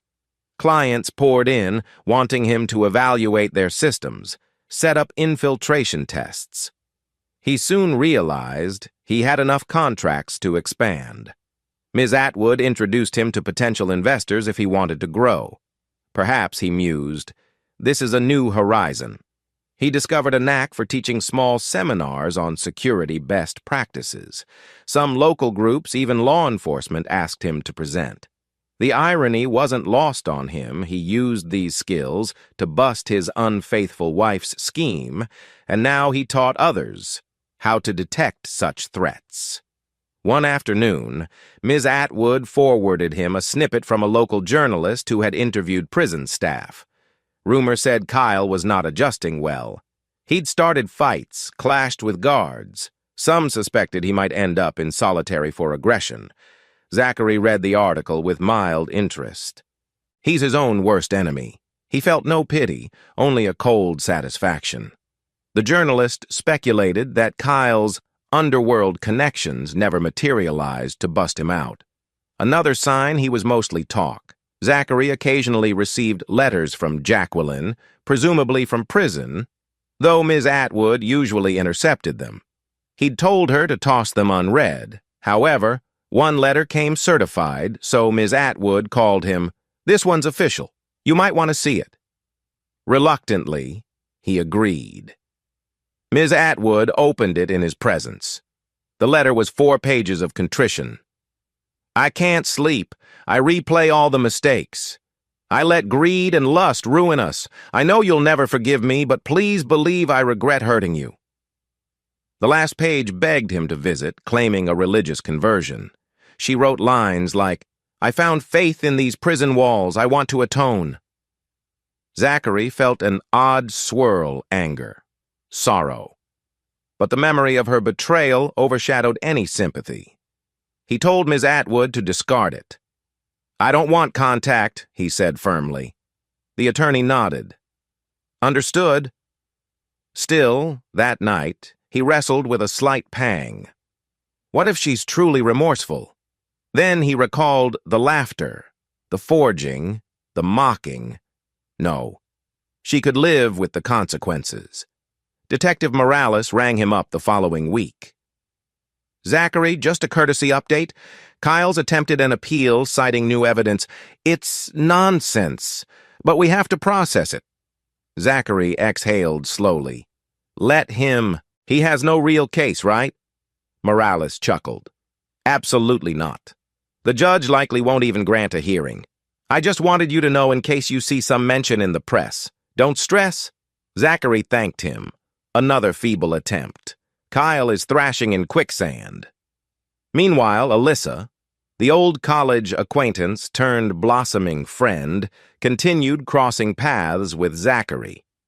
She occasionally sought his input on a cybersecurity project, and they'd share coffee or a light lunch. She was witty, confident, had zero ties to his ex-wife's social circle. That freedom felt refreshing. One sunny afternoon, they strolled a local art fair. She admired coastal paintings. He joked about maybe picking up a piece for his newly redecorated living room.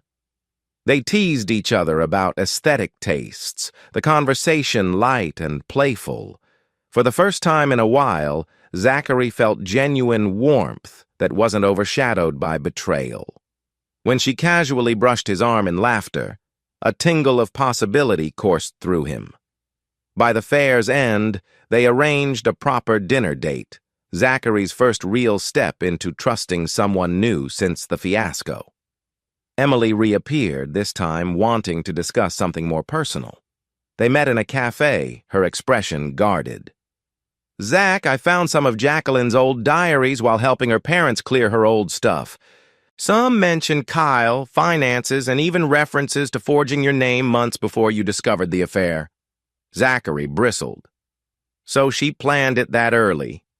Emily sighed. "It looks like she toyed with the idea. I'm not sure if you want to see those diaries, but they're disturbing. She wrote about how you were naive, how Kyle promised big payouts." Zachary felt a pang. The betrayal started even earlier than he realized. "I appreciate you telling me, but I have all the evidence I need. She's locked up. I don't want more personal heartbreak." Emily nodded. "I get it. Just letting you know. Her parents are basically disowning her. They're humiliated." He gave a weary nod, sympathy for her parents, but none for Jacqueline. "Thanks, Em. That chapter's closed. I'm not reopening it." Despite the occasional jabs of memory, Zachary found ways to push forward. He took up a new hobby, paddleboarding on the calm harbor waters. He found the serenity of gliding across the sea therapeutic, letting go of the tension. Ranger sometimes trotted along the shore, barking happily at the waves. He also joined a local veterans group, occasionally sharing his story of personal betrayal turned triumphant. The group recognized the parallels to psychological warfare. Some veterans found inspiration in how he methodically overcame the traitors in his own home. He realized he was forging a new identity as a mentor, not a victim. He started drafting a short e-book on practical security measures to detect home infiltration or personal betrayal. He considered self-publishing, ironically drawing from the fiasco with Jacqueline. The thought of helping others spot red flags sparked a sense of purpose. Ms. Atwood concluded the leftover civil matters, ensuring no civil suits from Kyle's or Jacqueline's end. The restitution amounts for the attempted theft were formalized. Kyle owed a hefty sum, which he likely couldn't pay from behind bars. That was more symbolic than financially beneficial to Zachary, but it further guaranteed they remained weighed down by legal obligations. The local press, though still occasionally referencing the scandal, had mostly moved on.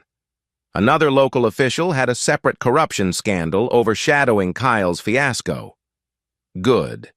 Zachary preferred to fade from the public stage. Officer Morales called with one final update.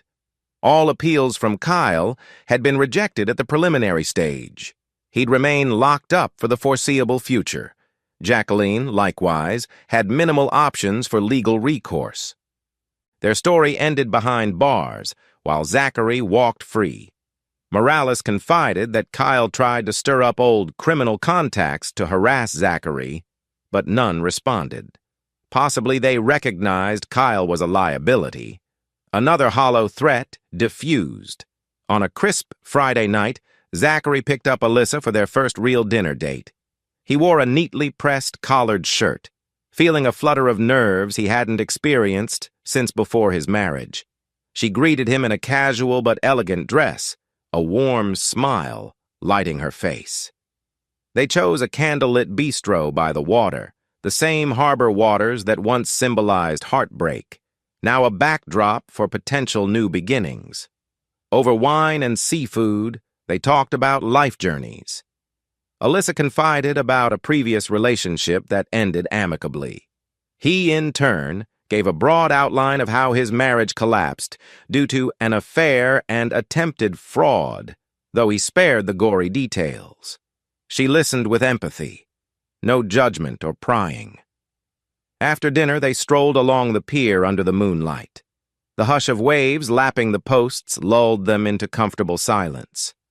She slipped her hand into his, softly saying, "I'm sorry you went through that. You deserve someone who respects you." He gently squeezed her hand. "Thanks, I'm learning that now." They paused near a lamppost, the reflection of city lights dancing on the water.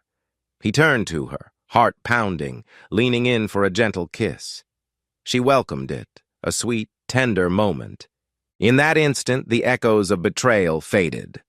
A new warmth filled his chest, hope for genuine companionship untainted by deceit. That night, back home, he lay awake, smiling at the memory of her laughter.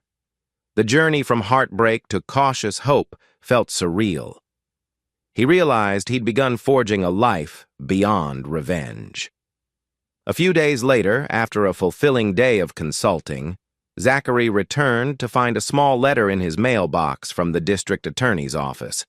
Opening it, he discovered official documentation that both Kyle's and Jacqueline's appeals were dismissed in final judgments. The lines read, "No further appellate review granted. Sentences remain."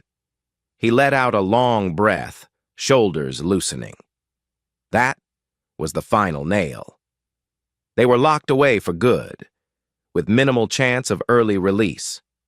The last threat of them re-emerging or launching legal sabotage vanished. He was truly free.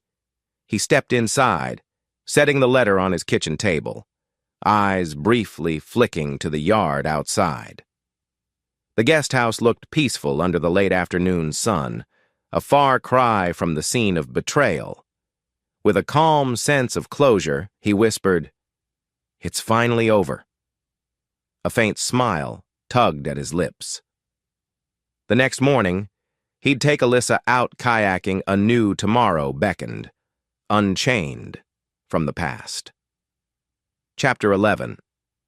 A gentle hush settled over Zachary's life in the months following the final appeal dismissals. No more looming court dates. No tension-laden meetings with attorneys. No swirl of scandal-hungry reporters. The ocean breeze carried a sense of quiet renewal each morning, lapping the shoreline behind his house. He found comfort in that rhythmic lull, a daily reminder that even the fiercest storms subside. He resumed a normal routine, rising early, jogging with Ranger, brewing strong coffee, then diving into consultancy tasks. Occasionally, he taught a security workshop at the local community center or contributed to a veterans support group. Freed from the relentless emotional weight, he discovered how easily his mind could refocus on personal growth. He started drafting an ebook, Invisible Betrayals, a security consultant's lessons from personal deceit. Part memoir, part guide for detecting hidden dangers. It wasn't a revenge blueprint, but a cautionary tale that might help others avoid or confront betrayal. The writing gave him catharsis. The blossoming friendship, and maybe more with Alyssa, turned into a warm presence in his life. They met once or twice a week, exploring local spots, sharing laughter. She was patient, not pressing him to rush into anything. He appreciated that, still bearing faint scars from the last fiasco. Yet each time they parted, he felt the edges of his heart lighten further. One Saturday, they ventured on a small road trip to a neighboring coastal town, browsing antique shops, sipping hot chocolate at a quaint cafe. He found himself sharing stories about his military background, the discipline he carried, how it helped him endure personal betrayal. She listened intently, occasionally brushing his arm or leaning her head on his shoulder. The tenderness was a quiet balm for his once battered trust. At day's end, she softly remarked, "I'm glad you let me see these sides of you. It means a lot that you trust me enough to share." The sincerity in her gaze stirred something in Zachary's chest, a flutter of real affection. Maybe I can love again, he dared to hope. Though states away, Brandon kept in touch. They'd FaceTime monthly, Brandon proudly showing off his new cybersecurity lab. He teased Zachary about the calmer pace he'd embraced. "You're practically domesticated, man," Brandon joked, referring to Zachary's emerging relationship with Alyssa. Zachary smirked at the phone. "Yeah, well, life's simpler now. No more vantage points or Trojan hacking. But hey, you never know what the future holds." They shared a camaraderie born of adversity. Brandon occasionally teased that they should form a duo if ever a big infiltration gig arose. Zachary stayed open-minded, but was content forging local success. Brandon hinted at a large-scale infiltration contract that might require a top-notch consultant like Zachary. The idea of a new challenge excited him, possibly a future chapter. Back in town, neighbors who once pitied Zachary now admired him. He'd proven unstoppable in adversity, the ex-intelligence guy who outsmarted the cheater and scammer. They politely welcomed his presence at community events, no longer whispering behind his back. Some even approached to say they'd recommended him to friends for security consultations. Business soared.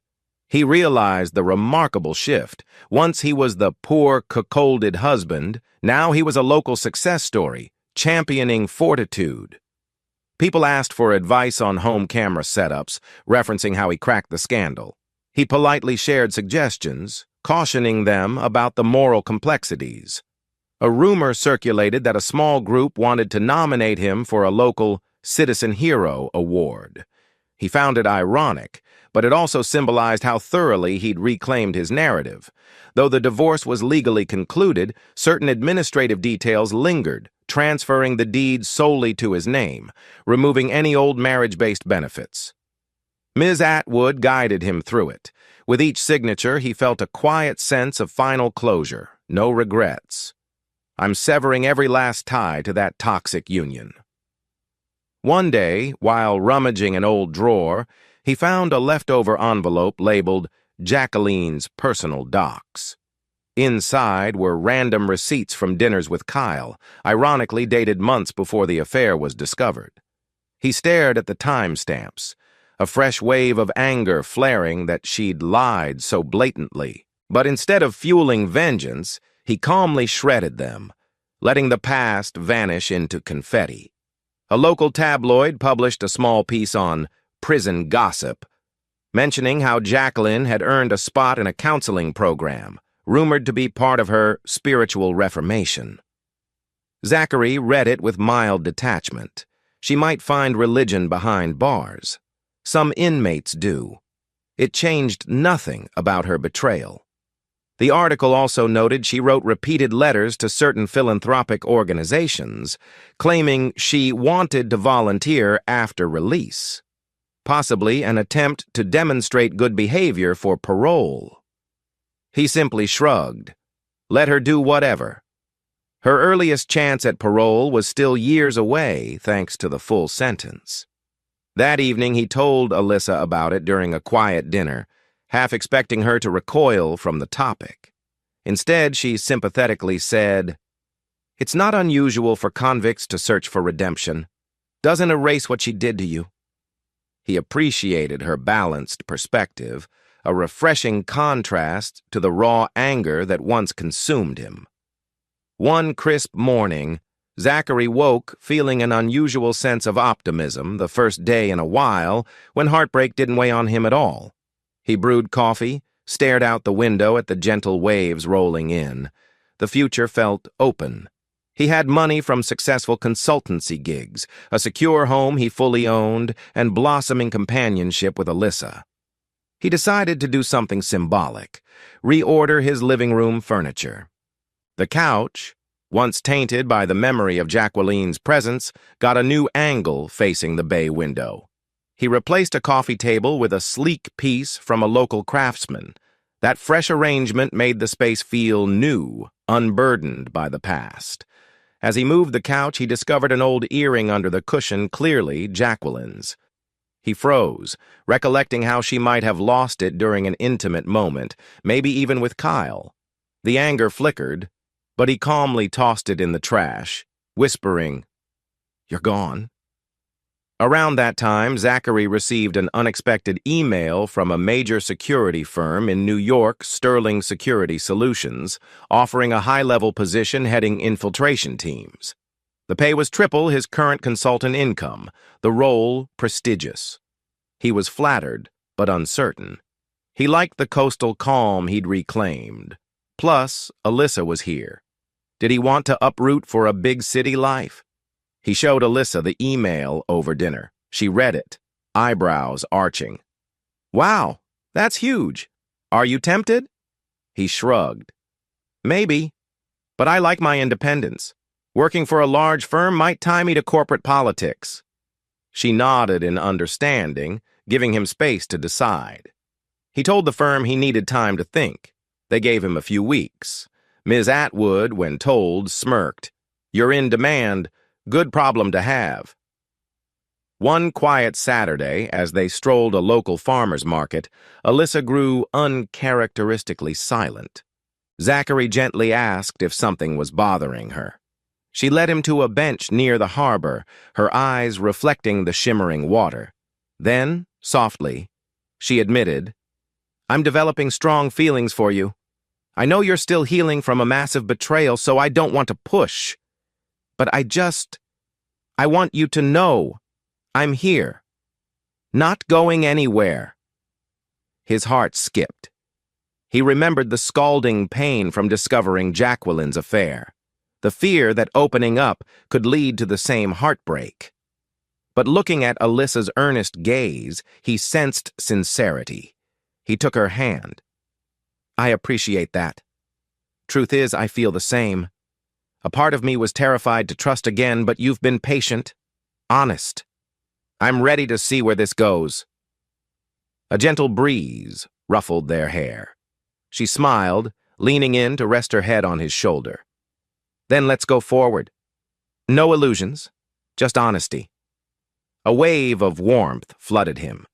He realized in that moment how far he'd come from the cold nights planning revenge, raging at betrayal. Now, with the conspirators behind bars, he had space to love again, or at least attempt it. That evening, back at his home, Zachary stared at his reflection in the bathroom mirror, a slight smile playing on his lips. He felt the faint glow of new affection in his chest. Perhaps life truly offered second chances. A year ago, he was a man consumed by heartbreak, meticulously engineering revenge. Now, he'd triumphed, forging a fresh path with zero regrets. He flicked off the bathroom light, heading to bed with a sense of calm. The knowledge that Kyle and Jacqueline lay in prison, reaping their fate, didn't haunt him. Instead, it was a quiet fact of justice done. He was free to care about someone new, Alyssa, and face tomorrow's opportunities. The next morning, he'd call that big security firm and politely decline, opting to remain in his cherished coastal town, building something real with the woman who might just heal his last scars. Chapter 12. 12 months slipped by, painting Zachary's life in shades of steady contentment. The swirling scandal of Kyle and Jacqueline had become old news. Locals moved on to other gossip, the tabloids found new drama, and the city's once intense interest in Zachary's revenge saga faded. He embraced the quiet, forging a deeper relationship with Alyssa. They hadn't rushed into living together, but her presence had become a constant warmth in his daily routine. He maintained his independent security consultancy. Through word of mouth, he gained a robust client list, letting him be selective about projects. Occasionally, he took a short infiltration assignment out of state, returning to the coastal home that anchored him. The nights of raging heartbreak or vengeful plotting were replaced by peaceful dinners with Alyssa, or movie nights on the couch, Ranger curled between them. In reflective moments, he recognized how drastically life had changed from that day he discovered the affair. The betrayal felt like a distant thundercloud, overshadowed by the sunny present. News trickled in that Jacqueline might seek parole earlier than expected, citing good behavior and mental health improvements. Ms. Atwood called to reassure Zachary that it was an uphill battle for her, given the severity of the forgery, but possible. Zachary found he didn't much care he was free. If she got out, that was the law's prerogative. He felt no fear of her returning. She had no claim on him, and the divorce left her with nothing. He told Alyssa about it over dinner. She squeezed his hand. If she does get out, you still have legal protection if she tries to contact you. He nodded. I'm not worried. She can't hurt me anymore. One balmy afternoon, Emily, who'd remained a casual friend, asked to meet for coffee. They sat at an outdoor cafe. Emily was fidgety. I visited Jacqueline in prison last week. She's changed, or so she claims. She insisted I pass you a message. She regrets everything, says she hopes you found happiness. She's also kind of broken. Zachary sipped his drink, gaze fixed on a spot in the distance. And what do you want me to do with that info? Emily sighed. Nothing, I guess. She just wanted you to know. She said if she ever gets out, she won't bother you. She's accepted you moved on. He felt a pang once. They shared love. But he reminded himself. She chose to betray him, conspire with Kyle. She's paying the price. Well, I wish her well in her own path. Nothing more. Emily nodded, relieved. They parted amicably. The conversation ended any last flicker of unresolved tension. Jacqueline had no illusions of returning to his life. Meanwhile, local media occasionally updated about Kyle's time in prison. He had apparently fought with inmates, causing disciplinary issues. Word spread he might face additional charges for contraband or an assault on a guard. That, presumably, extended his sentence. Zachary read the short article with a wry sense of closure. He's going nowhere. The man who once boasted about wealth and future expansions was rotting behind bars, undone by his own hubris. Some shady associates had cut ties or turned evidence on him, ensuring no comfortable existence for Kyle. He was truly stuck. Zachary thrived professionally. He launched a small firm, Cole Secure Consulting, hiring 2 junior consultants to handle routine tasks while he tackled specialized infiltration or advanced security solutions. The brand quickly earned a sterling reputation for non-nonsense thoroughness. He wrote articles for security journals, referencing anonymized bits of his personal ordeal as cautionary tales. At a local business expo, he hosted a panel on insider threats and personal betrayal in corporate security, ironically bridging the gap between his personal betrayal and corporate espionage. Attendees found the presentation riveting. He realized, with mild amusement, that the very pain he endured turned him into an authority figure on detecting deception. A major tech conference invited him as a keynote speaker. This soared well beyond the small-town status, possibly a sign he was ready to step onto a bigger stage. As months passed, Zachary and Alyssa's relationship deepened. She occasionally stayed at his house, cooking Sunday breakfasts together, or they traveled for a weekend getaway. He discovered how easy it was to enjoy companionship without suspicion gnawing at him. She didn't shy from honesty if something bothered her. She spoke up. He reciprocated the same courtesy, ensuring no secrets corroded their bond. One evening, after a walk on the moonlit beach, they returned home, breathless from the wind and laughter. She lingered in the entryway, gazing at him with a gentle look. "Zach," she whispered, "I know you've been cautious since everything, but I just wanted to say, I love you. And I'm here for the long haul, if you'll have me." Her voice trembled slightly, a testament to the vulnerability. His chest tightened, recalling how the last time he heard "I love you" from a partner was from Jacqueline, who later betrayed him. But he saw sincerity in Alyssa's eyes, a tenderness that comforted him. He softly smiled. "I love you too." The words felt liberating, a final disavowal of the ghosts that once haunted him. They embraced in the quiet foyer, the hush of the waves outside, signifying a new beginning built on trust. Months later, a mild shock arrived. The state parole board had a hearing date for Jacqueline. Some official recognized her good behavior request. She'd served close to 2 years of her 5-year term, which was on the earlier side for parole eligibility. Ms. Atwood explained it was a long shot, but not impossible. "We can attend the hearing if you want to object or at least ensure your perspective is heard." Zachary weighed it. He felt no desire to see her, nor hamper her potential rehabilitation. If the board genuinely believed she'd reformed, so be it. Ms. Atwood reminded him that if she got out, a restraining order remained in effect. She couldn't approach him or demand anything from him, so he wasn't at risk. Ultimately, he decided not to attend. "I don't need to be involved. Let her fate be decided by the board." Ms. Atwood respected that choice. A small part of him felt uneasy, but he brushed it off. He didn't want to be tethered to her drama anymore. A few weeks later, Ms. Atwood confirmed the board rejected Jacqueline's parole. They cited the severity of her offense and her relatively short time served. She might get another hearing in a year or two. That sealed it. Another extension of her incarceration. The news gave Zachary final peace. She'd remain locked up longer, hopefully learning from her mistakes. He shared the update with Alyssa over dinner. She squeezed his hand. "Does that bring closure?" He nodded. "Yes. More finality. She stays behind bars paying for her betrayal. I can keep living."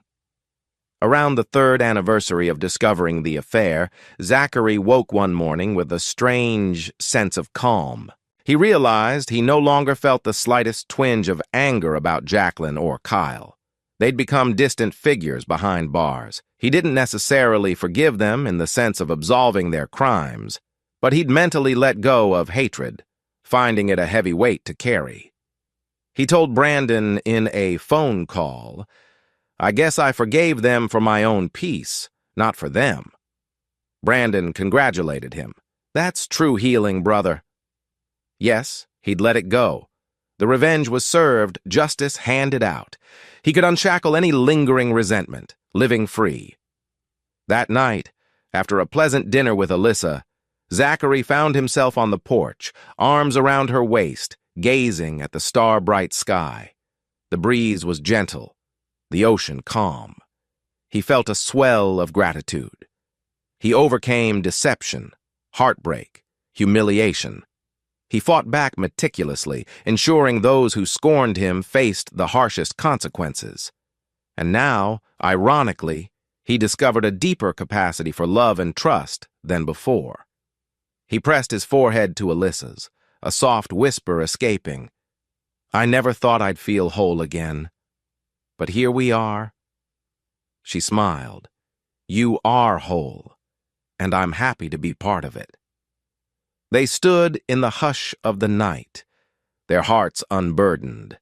The final chapter beckoned, sealing the last traces of the old betrayal. Chapter 13. Time accelerated, bringing Zachary to a place of surprising serenity. Another year passed since Jacqueline's denied parole. Kyle rotted in prison, rumored to have extended his time due to misconduct.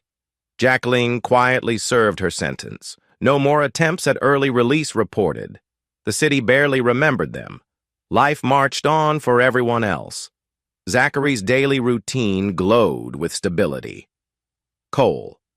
Secure Consulting thrived, employing 4 staff members now, including a bright young cybersecurity intern who reminded him of himself at a younger age. They tackled infiltration assignments for corporations, preventing data breaches, ironically ensuring no one else got blindsided by betrayal. He realized, ironically, that the heartbreak and revenge had catapulted him into a more successful career. Life is strange that way. Alyssa had fully integrated into his life. Though they maintained separate apartments at first, she gradually spent more nights at his place than her own. They found a comfortable rhythm, not rushing into marriage, but sharing a deep bond. They traveled occasionally, taking short trips to scenic national parks or quaint seaside towns. She teased him that he was a romantic in disguise, something he never saw in himself before. He'd chuckle, acknowledging maybe losing illusions, had ironically opened his heart more. One Sunday, they took a leisurely drive along the coastline, windows down, music playing. She leaned over, placing a hand on his arm. "Zach, would you ever consider us living together? Formally?" He swallowed. A flash of memory. How quickly illusions shattered with Jacqueline. But Alyssa had proven consistent, honest, no sign of duplicity. His chest warmed. "Yes," he said softly. "If you're sure we're ready." She nodded, a luminous smile. "We're in no rush, but I'd love to build a home with you." The quiet sincerity touched him deeply. Out of the blue, a local news station contacted him about a Where Are They Now segment. They wanted to revisit the infamous Kyle and Jacqueline fiasco, providing an update on Zachary's new success.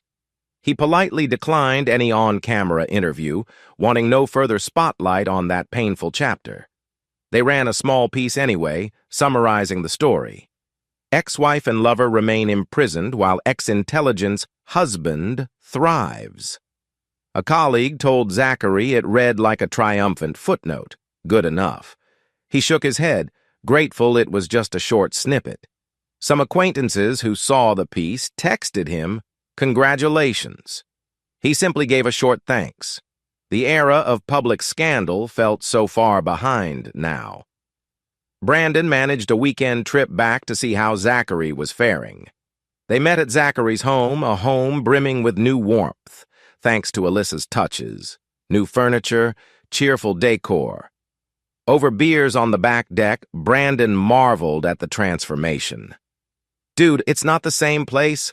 I mean, physically, it's the same yard where we discovered the affair, but the vibes are peaceful."